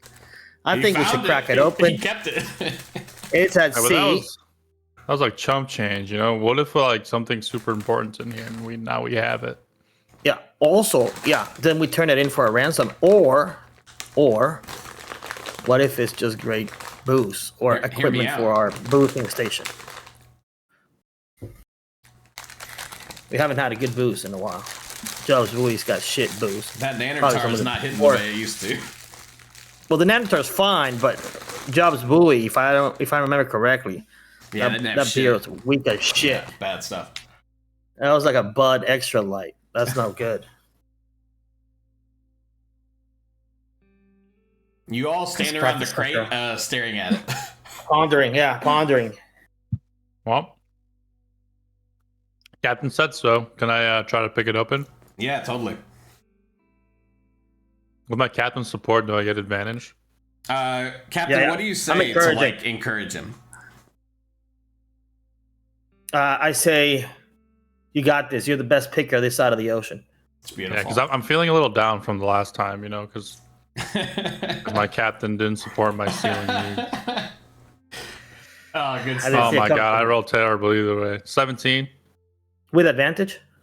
Yeah, I rolled a 9 and an 8, but it's plus 8, thankfully. Luckily, you have a nimble Angus has nimble hands. Do you summon your mage hand?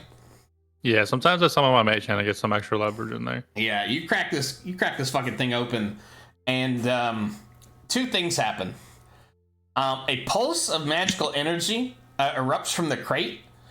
It does Nice. not hurt anyone, but it kind of like reverberates like in the air, Yeah. and then it like flies off to the east. Whatever this like magical energy was, you see it for just a moment, and it flies off the ship. And the crate is open. What's in the crate?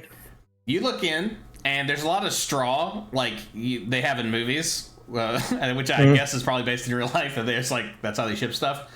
But underneath the straw, you see what could be the largest wheel of cheese that you've maybe ever seen. It is approximately 2 feet tall and like a foot wide. And it has a red wax rind that is unbroken. Any other markings on this cheese? Like, is it like, I'm assuming real great cheese has like a marking for Yes. provenance, right? Where it Yes. It has the letters RR, like not engraved, but kind of like pressed with heat into one side. I'm gonna do a culinary history check. Yeah, make me a culinary history check. You wouldn't know it, but I rolled a fucking 19 on a culinary history check. Holy shit. Okay, let me go to another portion. 1 second. Gotta jump ahead in my notes here. I like a struggle, but this isn't a struggle. The 19 really not. I must have been really tapped out for doing these names. Sorry, 1 second. You recognize this cheese with a 19. Once back a long time in your village, in the hills, in the mountains, Cheese. right? Yeah, we're hard cheese people, cheesemongers. Yeah, you guys love cheese, and a traveling chef came through town. And this chef's name, sorry, was Randy Rotini. Yeah. Nice. And Randy Rotini used his skills, his magical skills, to conjure up the most beautiful Alfredos. You still can take, for a moment, you still taste and smell that Alfredo. Hell yes. Hell yes. Yeah, it's really, really delicious. Sorry, I'm still dealing with it. And it was a strange thing that you saw, because he was a deep merfolk, and that's not something that you would have normally come across. He had kind of extra little pincers around his mouth. It was quite grotesque, but he had a very jovial manner. And Randy... Sorry, what was his name? Randy Rotini. Randy Rotini. Let me make a note here about Randy Rotini. He only uses the finest cheeses, and he would take off, like, he would make a show of it, and he would take off just a slice, just a sliver, and he would drape it, he would tuck into the little shrimps on his shrimp Alfredo with it. You understand that this is an extremely valuable cheese, and possibly the most delicious on the planet. Fuck yeah. I want to do what do you think is fair? A survival check or like what a nature check? No, for the for what I suspect to be some kind of alarm that was sounded when we opened this thing. That Arcana check. Can I do the same since it kind of hit me like a fair breeze? Anyone who was there for it could definitely attempt this roll. 17. With Angus, you're not sure what happened. You think maybe you blacked out for just a second. Yeah, I was gonna be like, that smelled like some real bad cheese. Yeah, that's be careful. That cheese might literally kill you. I will tell you the School of Magic for sure with a 17. This was some sort of abjuration magic and like an altered version of the alarm spell that was likely, and you're able to confirm your suspicion as you look at the lid of this crate. There is like a rune etched into it that is since like faded, and now it's just kind of dark, like it's been burned out. And it looks like kind of a trident, but the trident at the bottom has like 2 slashes through it. Is it Ancient Aquin that I can read? It is not Ancient Aquin. Man. Okay. But yeah, someone has been alerted, and with the 17, they have been alerted that this box was opened. Yep. I'm gonna get the wheel of cheese into our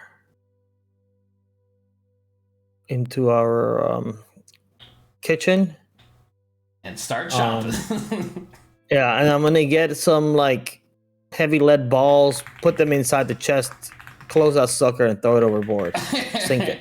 Randy Rotini's cheese wheel is what I'll put in the inventory of the ship. And immediately, you fill it with stuff. I get to make. Yeah, I chuck it, and I start to make it an Alfredo. I'm chasing that flavor while it's fresh in your mind. Yeah, because it's good memory. I got good food memories. Not often does a chef pass by those mountain hills, but he was, probably looking for some ingredients, exotic, whatever. He made us an Alfredo, and I was like, I know how to make that. Now, if you use this cheese, I will need to know that, as it is currently sealed in wax. Do you resist, or do you use the cheese? Not all of it, of course, but you will. It will no longer have the mint 10 if your cheese got graded. Huh? Graded? Mm-hmm. So do you break into the cheese? I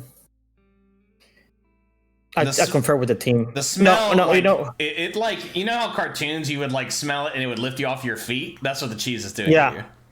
Yeah. But I don't want to do it right now because like we're riding on a high of like having cool flowers and like different vibe on the ship. You guys are doing so well I think, right now. So I think when we're having some shit luck, or maybe we Alfredo it up then. I feel like Nomad, if he was here, would have already dipped in. Nomad might be, as you guys talk about it, snuck away and started eating the cheese. Yeah. Let Toast My Ghost checks out. I mean, but if we did get into the cheese, then we make Alfredo. We'll wait till Nomad gets in his own flavor. This is too important of a decision to make here without him. Yeah. It's just it sounds like Nomad coded all over. Yeah, you guys have a beautiful first half of the day smelling cheese. This is the most good rolls you guys have had in a row, and I'm very excited for you. Who dares break the streak? Who dares go next? I think almost everybody went except Amaya. Might be Sarah's time to shine. Now, what do we do if she's asleep? Because I feel like there's a non-zero chance that she is asleep. First of all, how dare you? First of all. Interesting. The accusations. The Wow. accusations. No, you're right. Hey, Sarah, go ahead and roll. You know she tripled me. Dang. 17. Whoa! That's what you get, Drew. That's what you get for not believing. That's what you get when you mess with a warrior. What did she roll? 17. Yes. Good morning, Sarah. How did you sleep?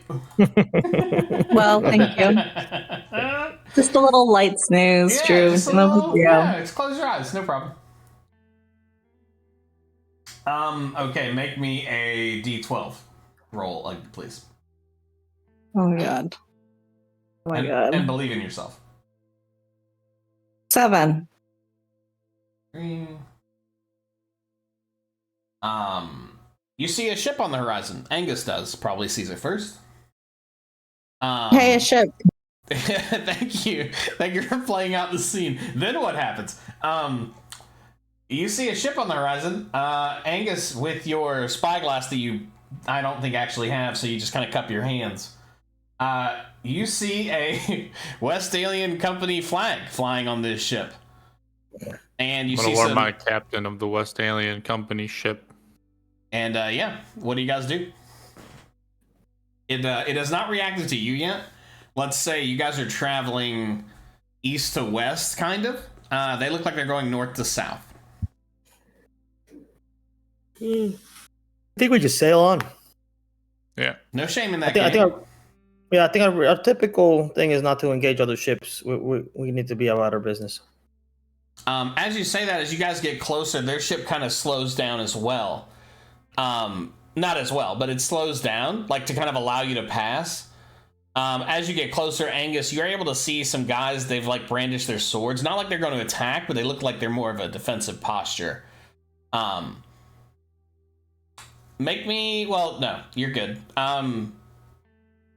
Yeah, make me an investigation check on the ship if you choose to. You don't have to. 15. This ship is not weighed down very heavily. You do see on the very back of the ship, it looks like something is covered in like a tarp.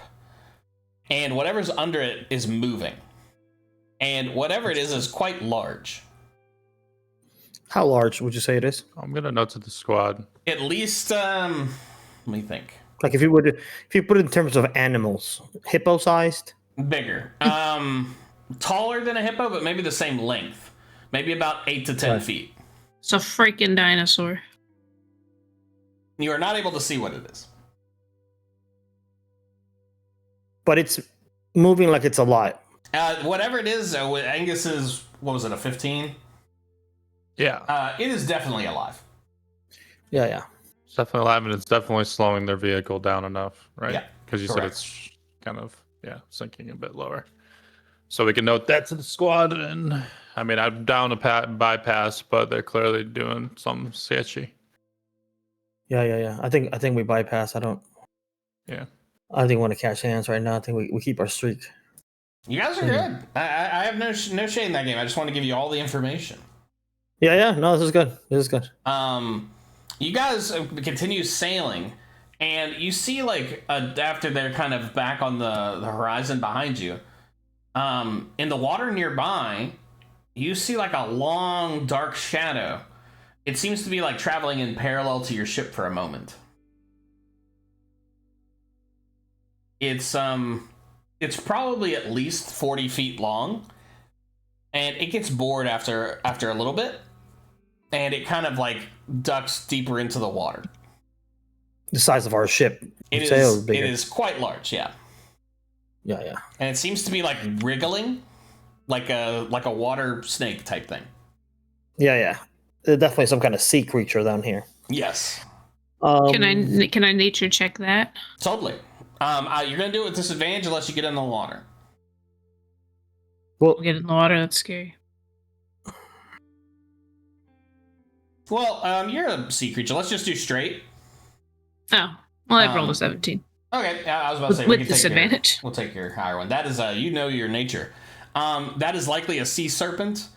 You know that they can grow much larger than what you saw. Like the largest you've seen in your, not super traveled deep waters is like 50 feet. But like legend tells these things can grow like to an unlimited amount.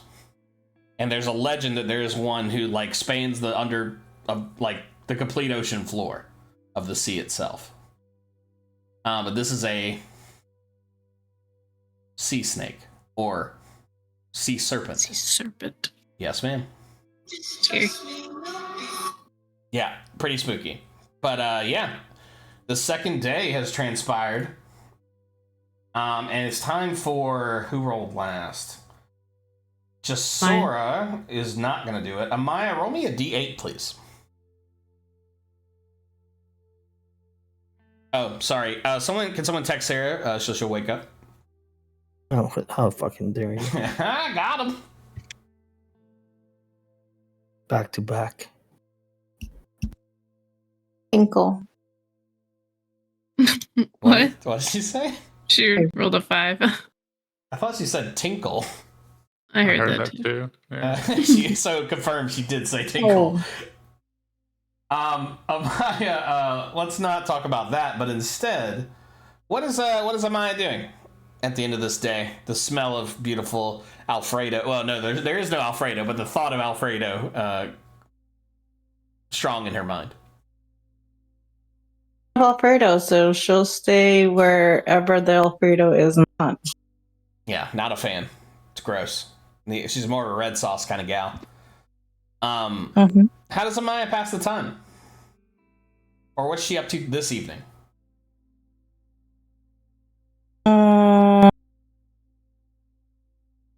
She's reading. She's looking over her spell books. Yeah. And it's been a long time. I feel like we haven't had a talk about it, but how did Amaya like learn magic?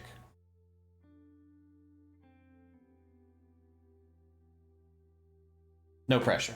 And we have some stuff canonically written between us, but like what feels right to you? I remember when we wrote it. Mm-hmm. That was a long time ago, so I won't hold you to the letter. Yeah, but it was like an anomaly because she's one of the few that has it. Yeah. So she's not, I don't remember if we said exactly where it comes from because it's not hereditary. Yeah. It's something else. Something in the universe, maybe. What was the first, what happened the first time she used it? Like the first time she dipped into that well of magic? Nothing good. She killed like 6 people and ate them. At least. And injured 10. And injured 10. There was an explosion. Yeah. And it was scary. I don't think anyone would have died. That probably would have come up in our backstory for you. But maybe someone got injured.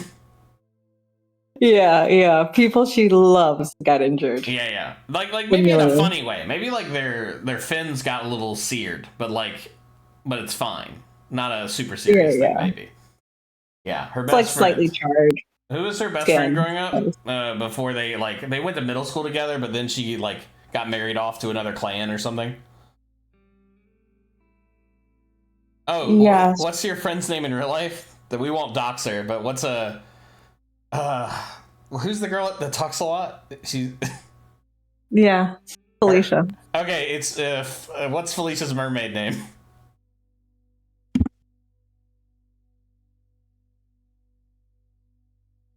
Let's just go with green. Like the color? Yeah. Yeah, Green, who talks a lot, got singed by an explosion as you guys were sneaking around to try and get a wheel of knot cheese from the Merfolk kitchens. And she got toasted up pretty bad. She's fine, but she brings it up every time you see her. And it's kind of a fun memory. Like, does it make you smile, or does it make you, like, are you sad it happened, or is it kind of hilarious? No, it's hilarious. Yeah, it feels good. Magic is fun, and especially when you can hurt people with it. And you drift off to sleep with that beautiful thought, and it is the next day. And who wants to? You guys are on a fucking roll here, and I'm excited for you. Who wants to I roll? don't think we've had a productive session like this in a while. Like, you get, like, how much ground we've covered, dead ass, just by like nautical miles. This has to be the furthest you guys have traveled in a single session. Yeah. Well, we get mixed rolls sometimes. Yeah. This time we've had pretty clean rolls. Yeah, So it's clean. nice. Is Aldor still here with us? I think it's Aldo's time. Because I think we've gone full circle now. Yeah, I think you're right. Yep. Aldar, roll me a d20, bud. That's the 20-sided one. Is that helpful? Damn. That's... I'm just here to help. If you guys are, can I say something? If you guys are fighting, let's keep it outside. Yeah, I'm sorry. I'm sorry. I let it spill over into D&D. I apologize. Okay, hold on. Here he comes with the heat. Actually, First Alder, how dare you? once again. It was a 12. 12. You all die. Yes, sir. So with the 12, everyone's dead. Yeah, the wind whips up all around you. And I need you to roll a d6, please. D6. A 6. Really? Yep. Huh. Not Wow. like that. The wind is whipping up hard, and you guys sail against it. The worry kind of appearing in the back of your head that maybe these beautiful days of luck are behind us. And as if summoning it, Aldar, and thinking that, in front of you, roll 1d4, please. D4. Okay.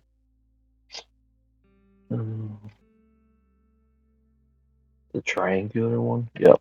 Yes, that is the prism, if you will. The pyramid. The puzzle. It is, I guess it's the top one. It's a 4. You see another Westalian Company barge. This ship is a little bit longer than the last one you saw. And this one is very heavily laden and very heavily guarded. This one, you're seeing soldiers and like leather armor and studded leather armor like glinting off of them before you see like their deck. This is the most Westalian Company guards and mercenaries that maybe you've ever seen. And this ship is a long, you guys know like a trash barge or like one of those shipping barges where it's just like the middle is just one very long space that is like 70% of the vehicle. It's like that. This thing's not moving very fast at all. It's got 2 huge sails, but you're able to like catch up to it immediately as you're both traveling from north to south. And there are several crates at the center of the barge. What would you like to do? And one more thing, you are traveling at a speed that you will overtake it. You are both headed the same direction.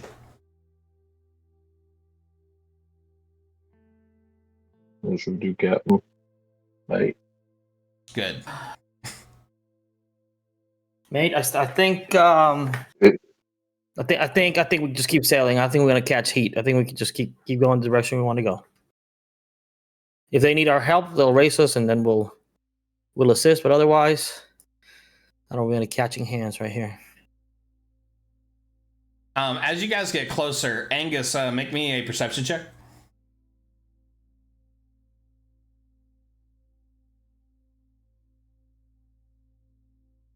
$18. With that, you see, I will tell you everything on the surface of the ship.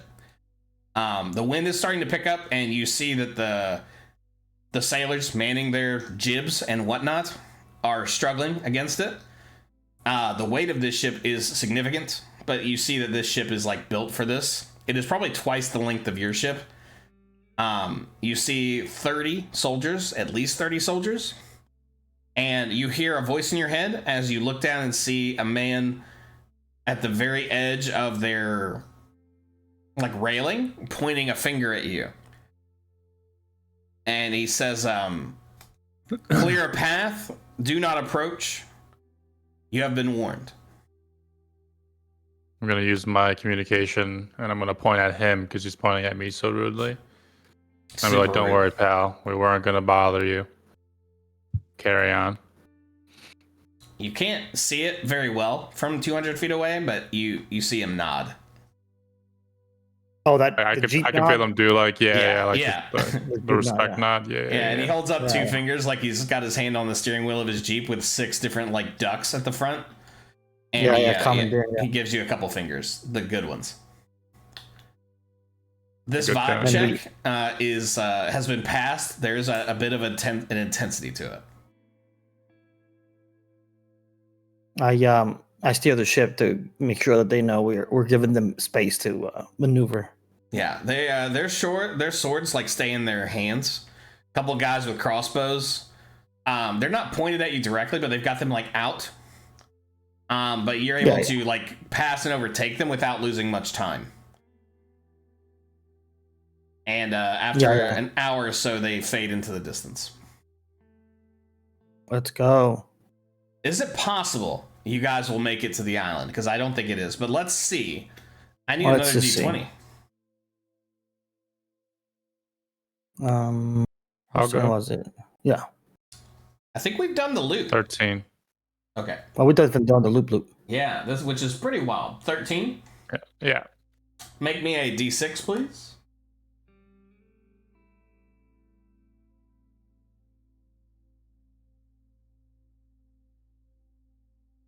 A 1. And one more D6, please. Oh god. Another 1. Oh my god. Yep, 1 second.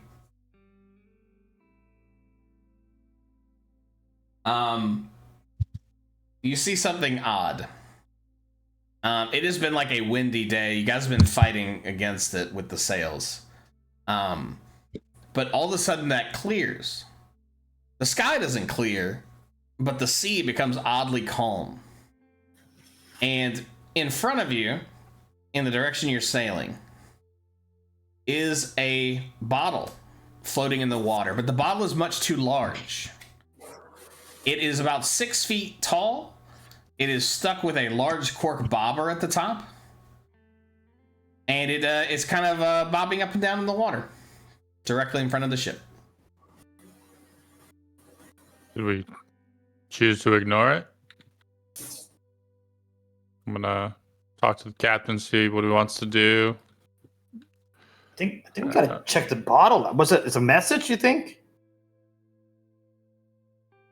6 foot tall bottle. It could be a body in there for all we know. It is it is green and kind of like smudged from the inside. You're not able to see what's in it. So let's pull up next to it and do like a vibe check. Yeah, you can get up in there. Yeah, whoever wants to look, make me an investigation check of this thing.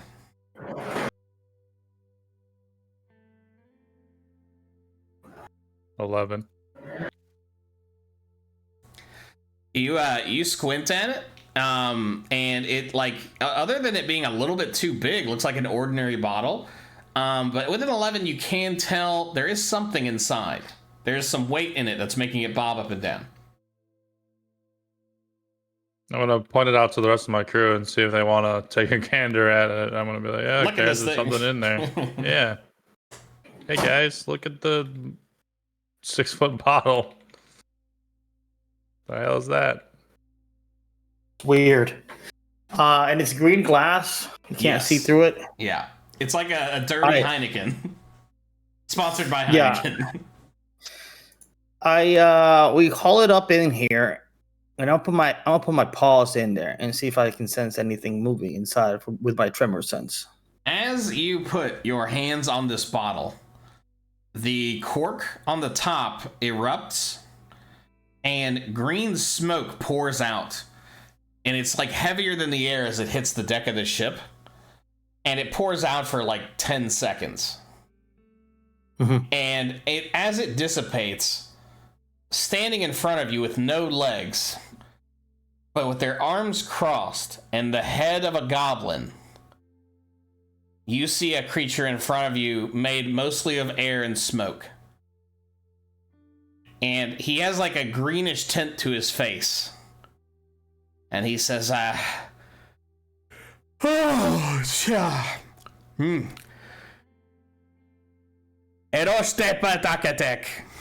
And he points at you. This is not a language that you know. Yeah. I point to me and I say, I'm Red River. What's your name? He looks around kind of nervously, and as you guys see his eyes, they are like white, like there are no pupils at all. But he seems to, you could feel like his gaze upon you. Does anyone know Infernal? I do not. Nomad no. might. I will check if we need to do some nomading. No. No, he knows Dwarvish, Gnomish, and Goblin for future reference. You point at yourself and say Red River. Is that right? Yep. He starts pacing, but he has no like feet below him, and he outstretches his hand to touch you, like to shake your hand.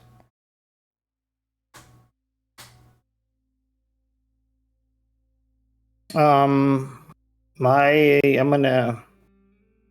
gonna do a quick vibe check and stretch my hand to reach out. But hold on, let me Make see. me What an is it? insight check. Insight. You're kind of trying to detect what the fuck's going on with this guy. Yeah. 14. You are sensing a few things in this creature. You've never seen anything like this. There is a little bit of frustration, but not quite anger. And maybe a bit of relief. Yeah. Maybe he just woke up from a very long nap. I stretch it out and I hold. I stretch his hand and I'm gonna fantasy handshake it. As you clasp your hand with his, he like grips you tightly. You both turn into smoke, and the rest of you see them pulled into the bottle, and the cork fastens to the top. Oh. After a long moment, Red River, you're like the feeling of being incorporeal for a moment is like makes you a bit nauseous. But you close your eyes and reopen them, and you're in like a sunken chamber with like cushions on the ground. There's the smell of like a strange incense in the air. And sitting across from you is a creature that looks just like you. And the only difference is in height and weight, he looks just like you, your beautiful muscles. But he has a goblin's face. And he says, I bet you can understand this, I wager. Yes, I can. Cool little trick. Oh, yes, they're not tricks. They are illusions. You have found Rektar, he says as he like kind of like flexes himself and puts like one arm in the air. Yeah. And he expects like applause or something. Like, obviously. Yeah. And I go, dude, you're fucking cool. On that we agree, my mortal servant. Please have a seat. I'm already sitting. That makes sense. Weird that I said that. He sits down also. And he says, what is your name, my boy? Red River. Yes, I like that. It is not Rethtar, but it is a name. He drinks something out of like a goblet nearby. And he says, now tell me, why have you summoned me? We thought you needed help. That is not untrue. It has been some time. To strike a deal is what I need. What kind of deal? Now that is up to you, River of Red. Hell yeah.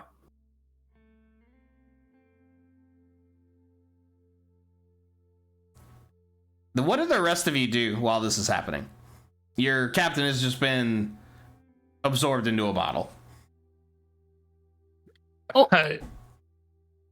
Yeah. I don't really know what to do with this bottle. Can I should we test to open it see again? Can I test to see what happens with my mage hand? What are you trying to do? Just see what happens if I try to open the cap with it. Try as you might, it is like fully sealed, and it even seems to be like fighting against you trying to open it.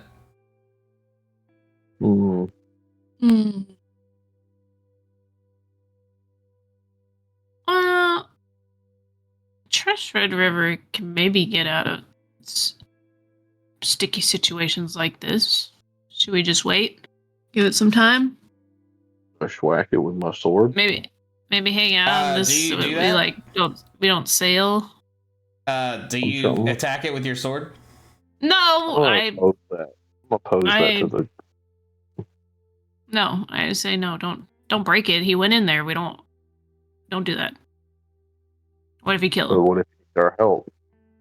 Well, we'll try to. The bottle opened one time. It'll open again eventually. So let's just wait. Okay. I'll go off the advice of my counsel. I'll watch the bottle. As you sneeze, you all die. No, we're back inside the bottle, and Rethkar says to you, Red River, he says, you likely know this as my legend is known far and wide, and you are merely a servant of my people. But you stand before Rethkar the Djinn.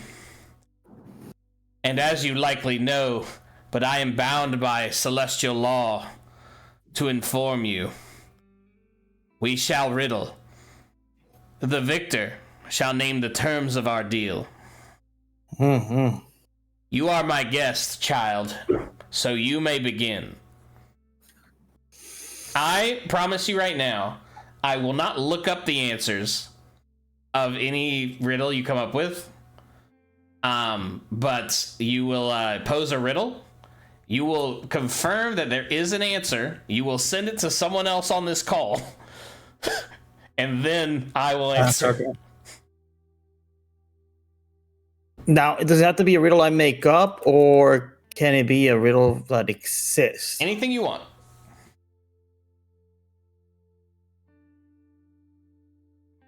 My mind goes to Lord of the Rings. Might have been some inspiration here. So I wouldn't use one of those. I will just to tell you the truth. The scene in The Hobbit directly influenced this situation. Yeah. But I have some pre-written ones for me to give to you. Okay, all right. Let's start with maybe an easy one. This I hope it's. I'm not gonna tip my hat, but I may know one of your riddles. Don't make it racist, please, if you can.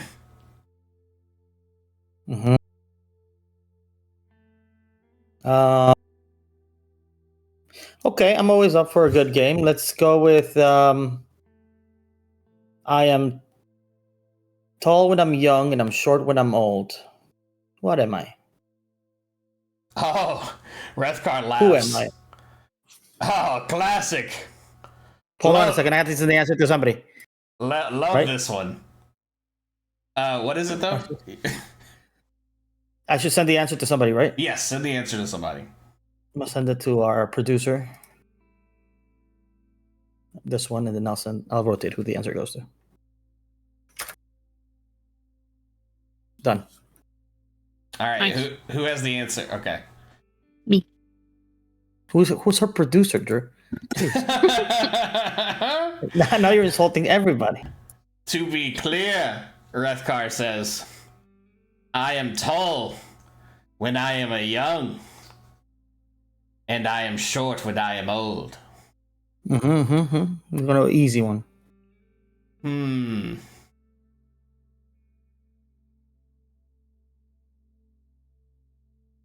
May I ask you a question? I suppose you can. Do I give comfort in the dark? Sometimes. Make me a wisdom saving throw. Wisdom saving throw.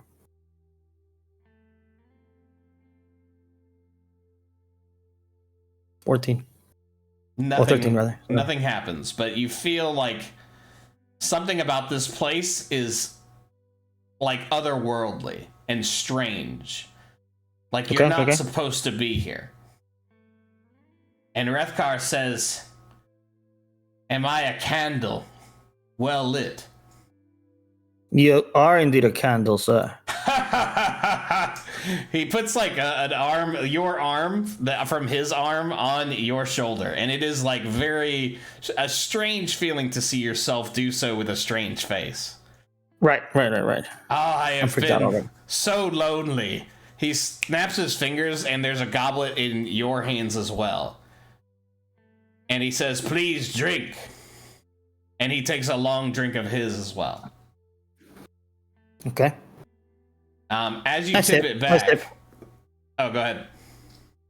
Yeah, I think a little baby sip of it. Is it good? It is filled with smoke. And like you're not able to like get it into your mouth exactly. And he says, it is Rethkar's turn, yes? Yes, I suppose. Take it easy on me, Revkar. And your wisdom is legendary. I'll do the same. So, do you say that to him? Yeah, of course. I like you, River of Red. Swiffer, you will be the arbiter for this little back and forth, so I'll send this to you also. Are you ready, little one? Oh, yes. Great. Revkar. Sometimes I am clear. Sometimes I change. It depends on who's asking.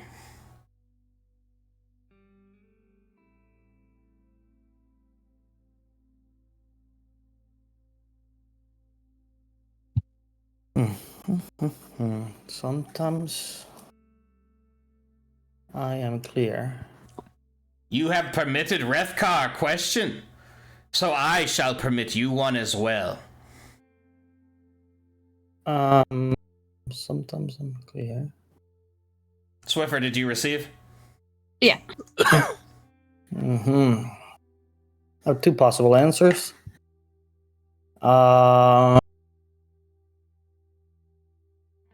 But I don't know a question that would help me. Hold on. Well, I recommend definitely use it. Yeah. Yeah. It's either. Could you ask that? Can you say that again? I just wanted Jim to hear it. You ready? Mm-hmm. Do you want me to do it in his voice? Because it takes a lot out of me. Yes. Sometimes I'm clear. Sometimes I change. Depends on who's asking. Because Jen's good Who's at asking? Yeah, it's either an opinion or an answer.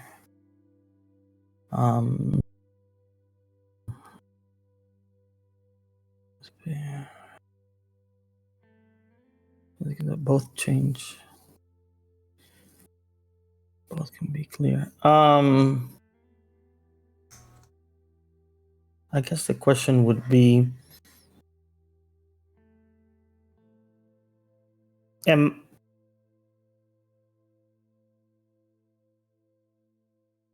not to am I also not to influence your question.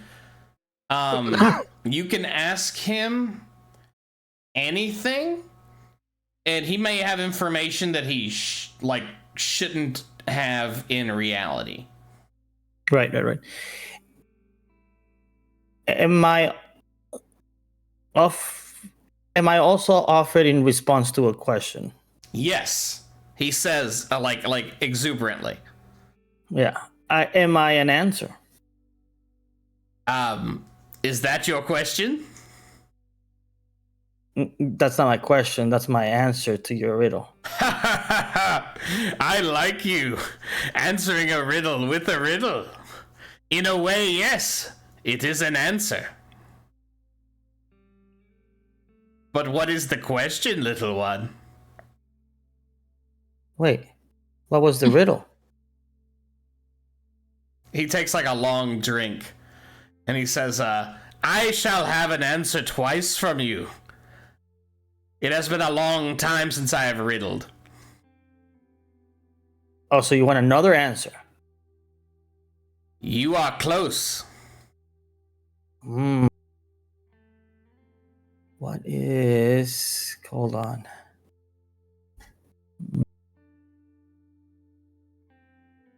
Clear. An answer? Is it not a response?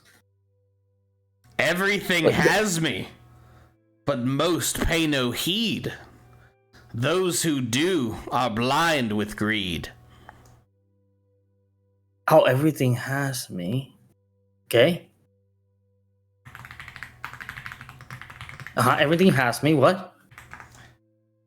He's But typing most- it in the. What is it? Oh yeah, Are I'm you typing out. it? I am, yeah. Okay. Because I know this affectation is probably hard when you're trying to actually pay attention. Change depends on who's asking. Everything has me, but most pay no heed. Those who do are blind with greed.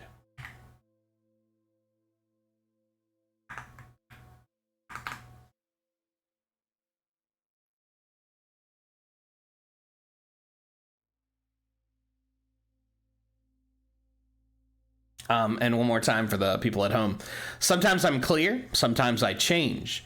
Depends on who's asking. Everything has me, but most pay no heed. Those who do are blind with greed.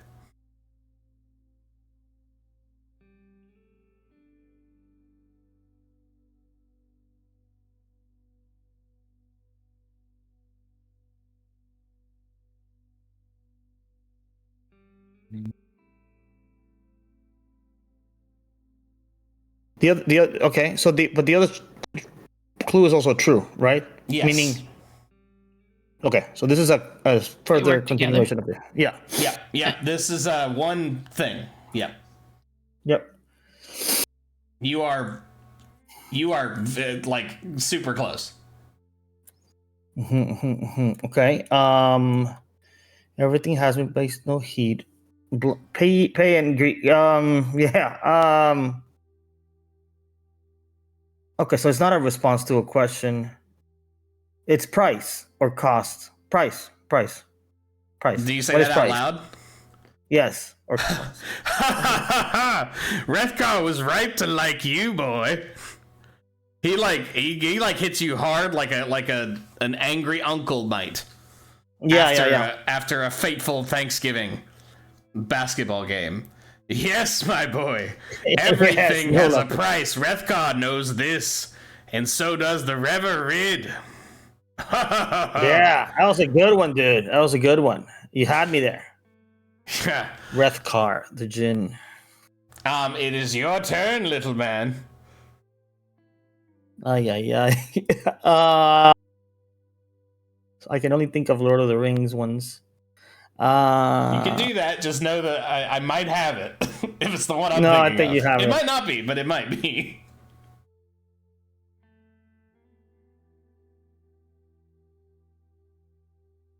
I have a couple translated Also, from Spanish. if this was a video game, this would be like a save point. Yeah. There'd be a little bonfire in the corner. I think the other one that comes to mind, you told it to me. But Well, if that's true, don't use that one.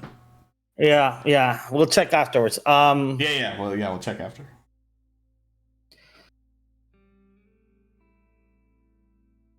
I can travel around the world and stay in the same corner. Who am I? Rethkar has a question. You travel around the world, but stay in the same corner. Is that right? Yeah, that's correct. Whoa, like smoke starts to pour out of him a little bit, and his visage starts to change. Like where he looks like you, like his skin is like turning to that smoke that's like filling this room. Oh, I travel around the world. Oh, jeez. You are a clever one. This is why you follow me. Actually, I don't know the answer to this. Okay, let me think about it. Travel around the world. Wait, can you repeat it again? Yeah, I can travel around the world while staying in the same corner. I have to think the answer to Swiffer. Hold on. Okay. But I wouldn't change it. No, of course.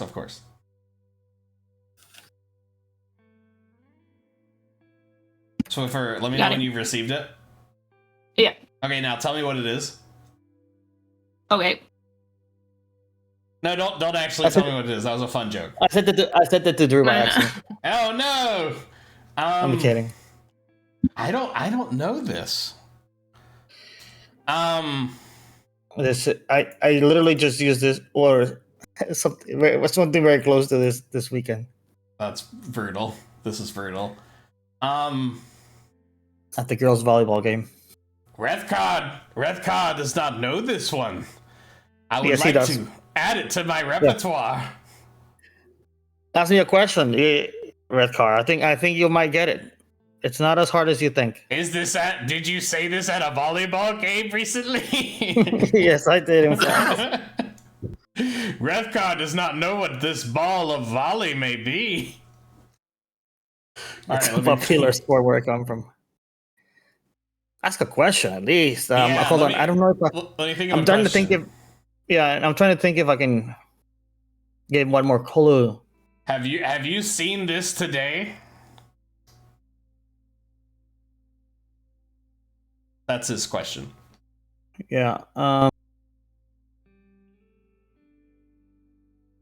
No, I haven't seen it. Rethkar not be stumped. I don't talk dumb. I don't. Okay, I'll give you. Let me try. Okay. Okay, hold on. I'll give you another clue.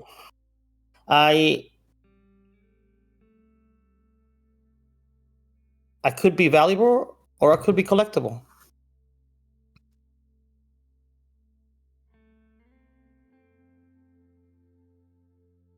Ho, Rethkar, no. I not need your pity, little man. It is a coin, of course. So close, so close. Oh no, Rethkar! He turns fully into like shadows and and smoke. He grows large, and this like beautiful, comfy room like turns dark, and like all you can see is like this growing visage in front of you. He no longer looks like you. But he looks down at you and demands, "What is it then? What is it, blind follower?" A stamp or a postage stamp. Oh, Rethkar is a fool. He starts like smashing the ground, and he says, in all realities, Rethkar should have guessed this. You're so close, Rethkar. He snaps. Rethkar snaps his finger, and you're in like a blank room now. And sitting across from you is Rethkar, now in his goblin form, in a like smart business suit. And you are there as well, sitting in the table. And at the far end of the table, there is like another goblin that looks just like him with a strange device in front of him that he has two hands on. And And Rethkar slides you a piece of paper and an ink quill and says, name your terms. Okay, time out. Yeah. Do we want to step through me learning what the terms are, or do you want to tell me what the term? Like, do you want to share with us what the I terms think it's are, or more like? fun if you do it this way. I will. I'm good either way. I just want to know what you want to do. Yeah. Make me a religion check. Yeah, I would like to have some level of base information about what a Yeah. Djinn does, Yeah. or what the stories say a Djinn does. You know what I'm saying? I'll take religion or history, whichever you want to do. I have 18 for religion. A Djinn is a very rare creature. They are known. Some are known as tricksters. Some are honorable. No one's quite sure how they're formed exactly, but they are beings of immense power. Contracts are very, very important to these creatures and are ironclad. Whatever you request from this creature, he will do his best to grant it, but he will request a price in exchange of equal value.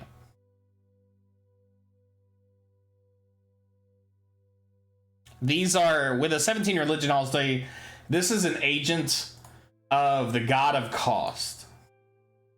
Like, no one's like quite sure how or why they exist, but like it is in the service of balance.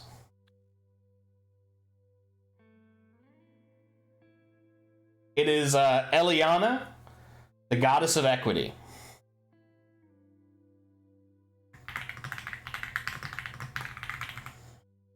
So just to give you an example, like out above the table, or however you would call that, if you asked him for a sandwich, he would be like, yes, when you return, there will be a sandwich for you. But in exchange, like, I have taken a sandwich. I have also fed a sandwich to your enemies. Like it might be a little obtuse. If I ask for exactly what's happening. Yeah, if I ask for strength, then it might make my opponent also stronger. Yes, or whatever. Exactly. If I ask to be rich, like emotional strength. Like, so you want to be as specific as you can, but you will name the terms of this deal because you won the riddle. I was very excited to get to name the terms of this riddle, but alas, I could not think of a fucking postage stamp. So we're all dealing with our own stuff.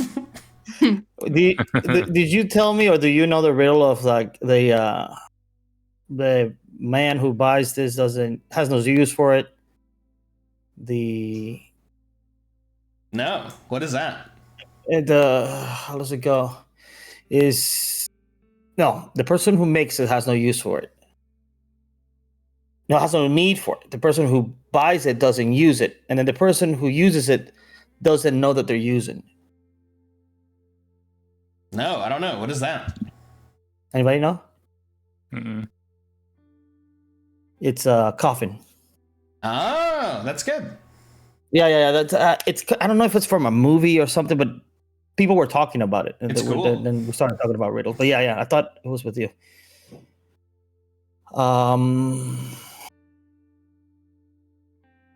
And just to be extra here, because you're dealing with a semi-deity, I'll need you to tell me exactly the words that are written on this contract. Right. And then, what were the last two wishes that you granted, and what was asked for and what was granted? He, as you speak, the Rethkar at the end of the table appears to be like hammering out on some device that seems to be making like a click, click, click, click noise that you find a little off-putting. And Rethkar says, the last to best me, it has been near a millennia, but they requested power, and they received it in spades. I gave a guy like 30 shovels. Because in the thing he said he wanted in spades. In space, I did it literally like a fun genie would do. Yeah.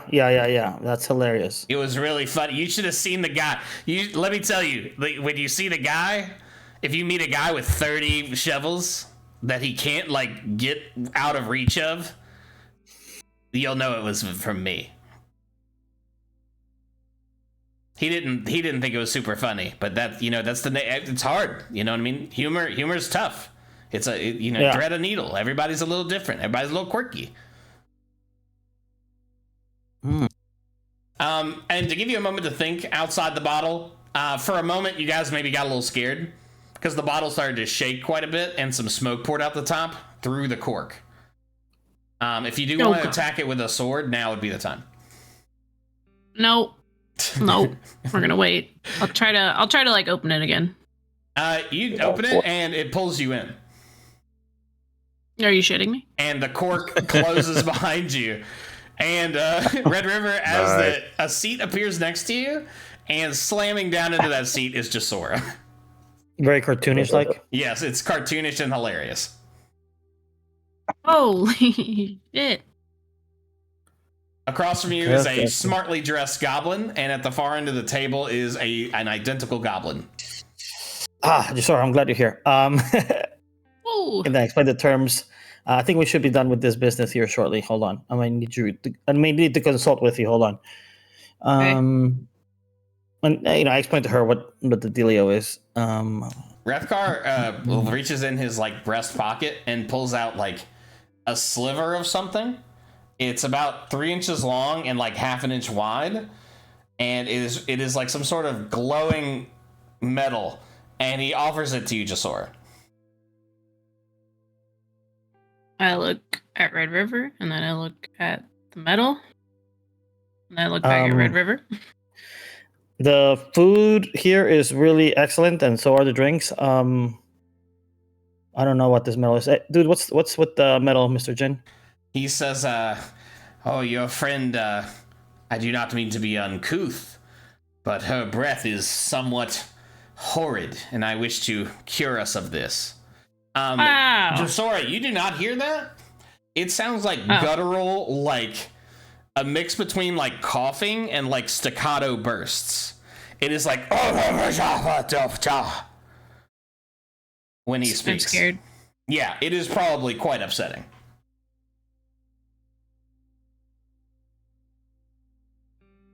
I look at Red River and asked if I should take it. Yeah. I think. Do you want me to eat it? I think he's been cool to us so far. Can I understand what he said? You do. No? Yes, you understand it perfectly. So I translate it to her. Yeah. I'm offended, but I'll take it. But you also take it. Yeah. All right. Excellent. Brainstorming with Jasora here real quick. So obviously high risk, high reward. I don't want to ask for like immortality or anything like that. I don't even want that nonsense. Yeah. But we could ask for maybe the cure for our buddy Douglas, maybe a cure or something like that, something to extend his health. Maybe not a complete cure, but something that will double his health or something. I don't know. We could ask to be reunited with Christopher, our pal. I could ask for something simpler, right? And I was thinking, it doesn't have to be epic, but I could ask for like a weapon we've lost or that battle axe we just passed by. It's good value. We could sell it down the road, whatever. Mm-hmm. And if we lose it, I would just write into the contract, make sure that it's a non-cursed weapon, and just ask for it and get it.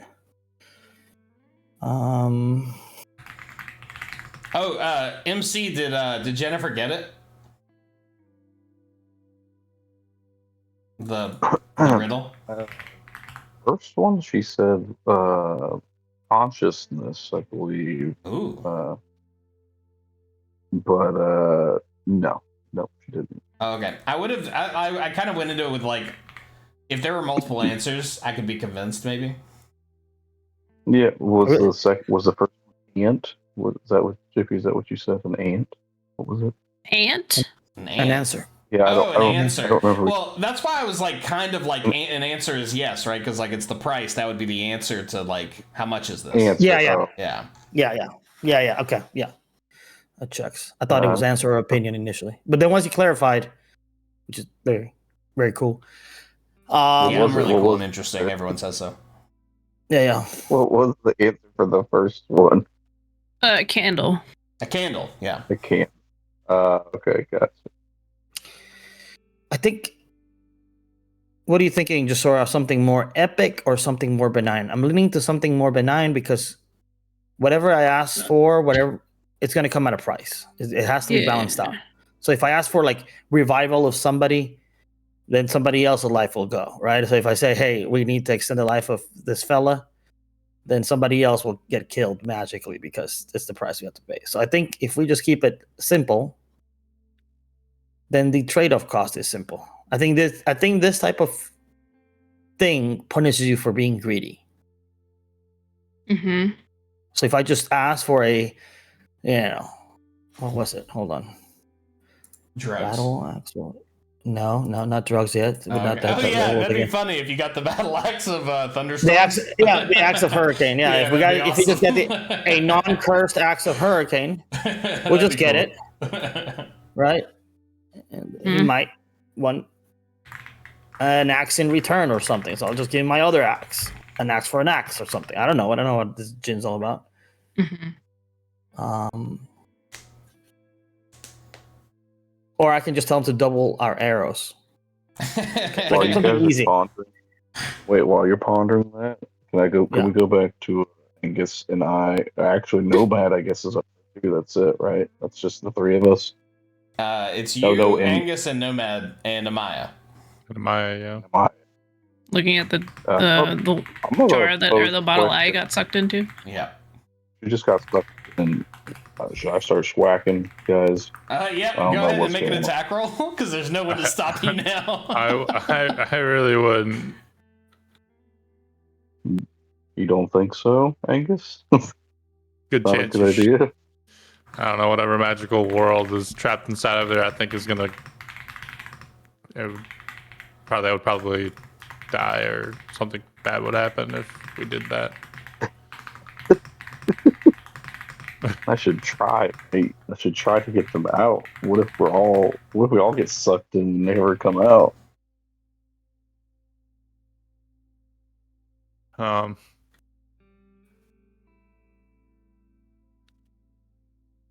That's a good question, but I don't know if breaking it's a really good idea. All right, I'll restrain myself for now, mate.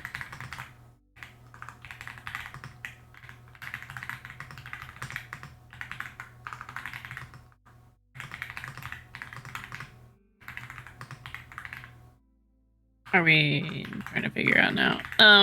My input is, I don't know, this is a stressful question.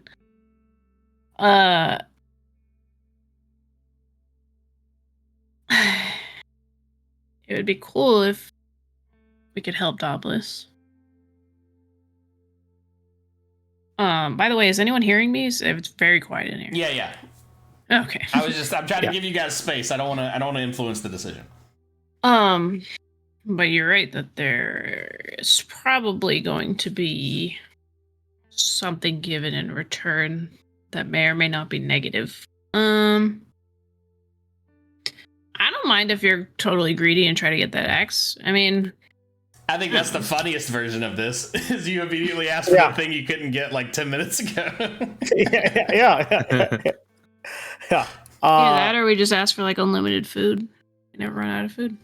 Yeah, but then he's gonna pay us back with running out of water constantly. I promise you that the Djinn is gonna punish this fella's a trickster. One of the things I'm thinking of is like like what's an unknown mystery, right? Like what's beyond that bank of fog or that storm that's on the deep south? If you could tell me the truth of what's there and how to navigate it in exchange for a part of my memories, right? Have future information, and I'll sacrifice some of my memories. It's pretty serious. Yeah, but that could change my character. So I think it's maybe not. Oh, fuck! I have such a good idea for that one.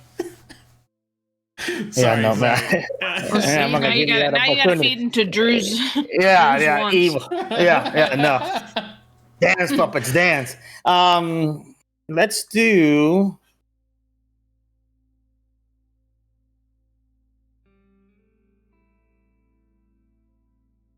Just get the axe. It'll be sick.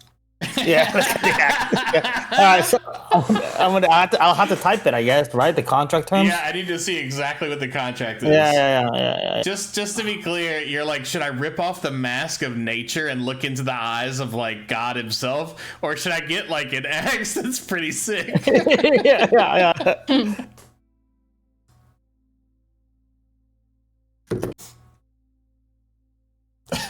Excellent. Contract. You guys want to keep moving forward or pause here while I type this out? You wanna here? I can type it for you. Just let me know what it is. No, I got it. I'm just working over the terminology. Oh, okay. You want to put it right? Well, I don't know where you are. Are you on session 74? Yeah. Okay.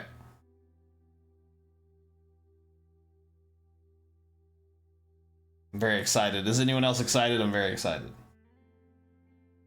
Oh, you're Yep. excited. You know what? Time is passing, and maybe Aldar's getting a little finicky. Does he swing on it? Drew, stop trying to incite violence. Sorry. Yeah. Trapping.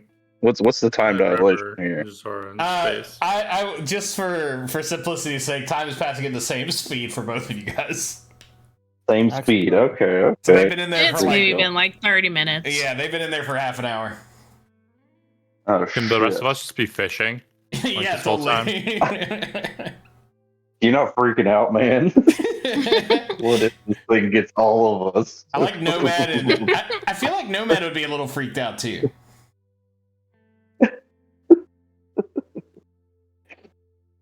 Nomad would have been the first one in. Nomad would have grabbed the bottle and tried to drink out of it or something. Can Amaya Yeah. calm people down? What's Amaya doing? She's taking a nap. Everyone's fucking tweaking. napping out hard. Fucking tweaking. All right. I'm not this Can I consult with my my colleagues here? You can consult with on Jasora the- alone. Hello, I'm a colleague. Hello. Hi. Hello. You are a colleague. I'm not really good with words. I didn't learn to write until later in life. I grew up underwater.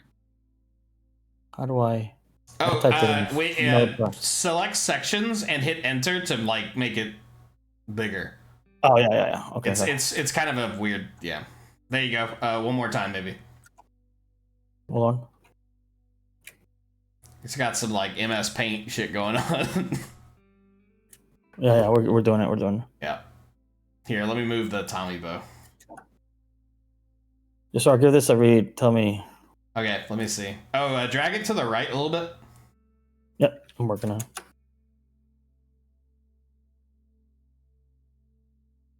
Oh no.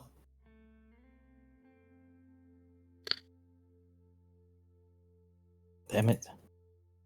I done fucked it up. Did you lose it? Yeah, is there an undo button? No. Control Z. I don't know if it works in here. Actually, there is. There's an undo at the top right. Oh, let me try that. I don't know if it's gonna work, but we really appreciate you, Discord. But this white page is no big cool, deal. but it's not excellent. Okay, I see it again, but it's all long again. Yeah, I got it. Yeah, I'm working on it. Okay, I like this. It's got a lot of hedged bets, it looks like.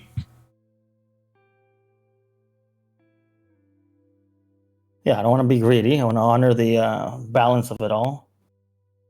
Hold on. How do I lock it?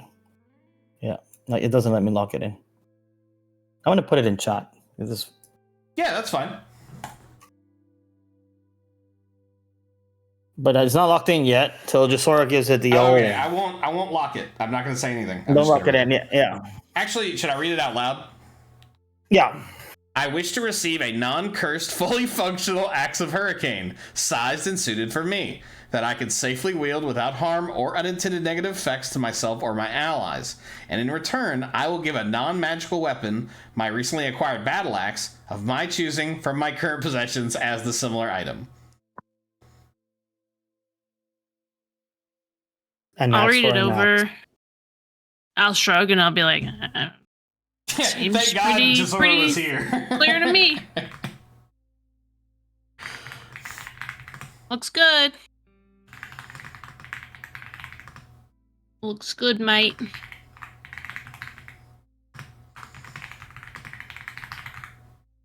All right. Fuck it. Here we go. Send it. Send it, son. Let's go. As you write these words, they like magically in like gold leaf appear on this page.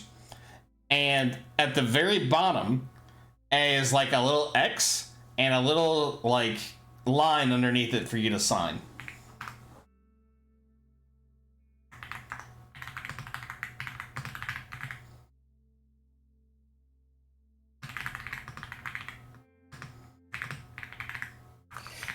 Right before I sign, I asked the Djinn Redcar if he's a prisoner here, like if he's here out of his own free will. Another riddle. I made this deal, and this is the cost.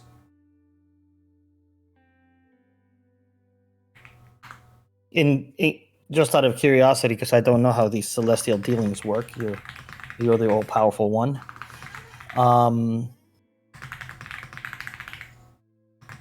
What happens if I ask my wish to grant you your freedom?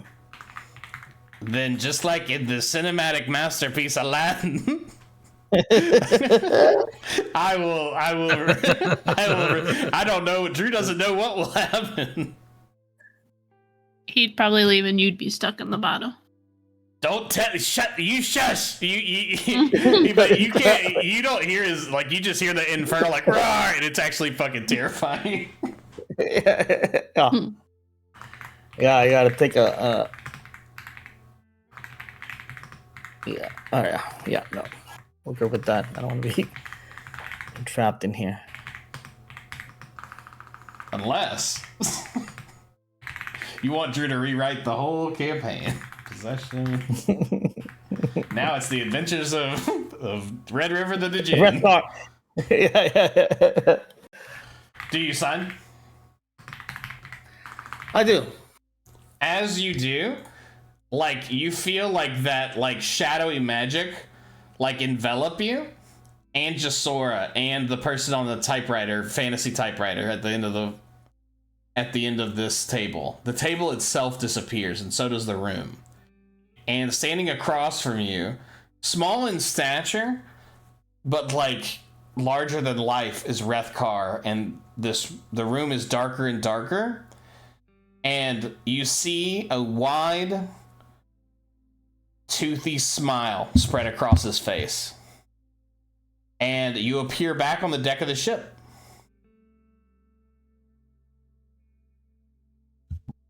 And all of you see in a shadowy kind of poof, your captain and Jasora have reappeared. Welcome back. How many fish did we catch? Let me roll a die. We're feasting. You caught 3 fish. I want to let my captain down and be like, we did nothing. Yeah. That's delicious. Let's get to cooking. Leaning against the door to your cabin is a whooshing, beautiful Hell yeah. battle axe. And that is where we're going to end it, ladies and gentlemen. Great job. You guys, you've made a significant headway. I think we are like a day's ride from Darnassus, which I did not expect. I hope we made Nomad proud. I think we did. I think we might have. We've made some Yeah. we got some Tommy bows, we got some Timmy bows. Oh shit! We met into Tommy's and Djinn. Timmy bows. Yeah, this is quite an ep. We just need one more thing before we put a bow on it. Swiffer, what's the name of the ep? I think an axe for an axe was pretty good. Ooh. Can I make a JP, suggestion? take credit for it. Yeah. Let me ask you a question. That's good. That's good too. Damn it. That's good too. Should we go down the line? Is this something we should do where everyone has to make a suggestion so Swiffer doesn't feel so compelled?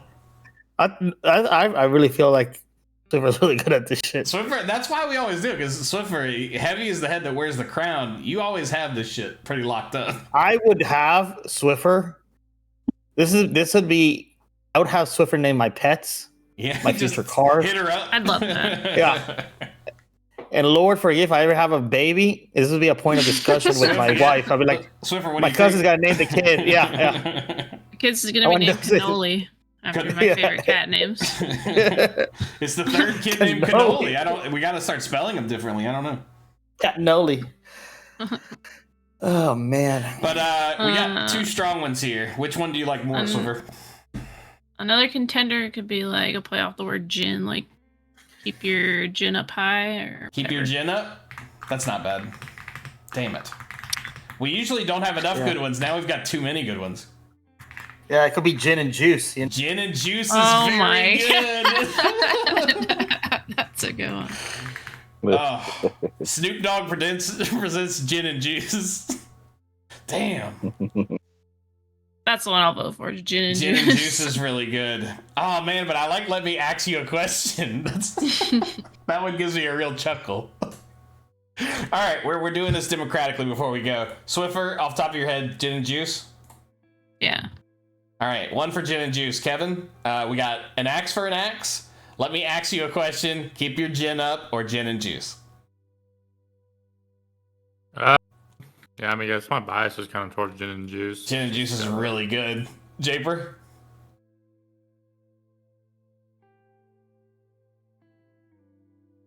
MC, what do you They're all got? very good. Let me ask you a question. It's really good.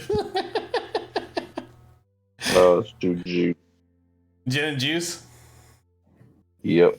Sarah gets 2 votes because of Little Drew. And Little Drew that's brewing. And Sarah? Sarah, what's your vote? If you're awake? Sarah's gone. Sarah's been asleep for 2 days. Yeah.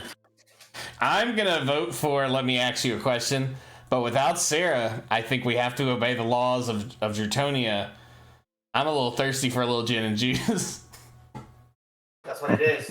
It is really strong. We had two contenders, gin and juice. I hope it doesn't get taken down.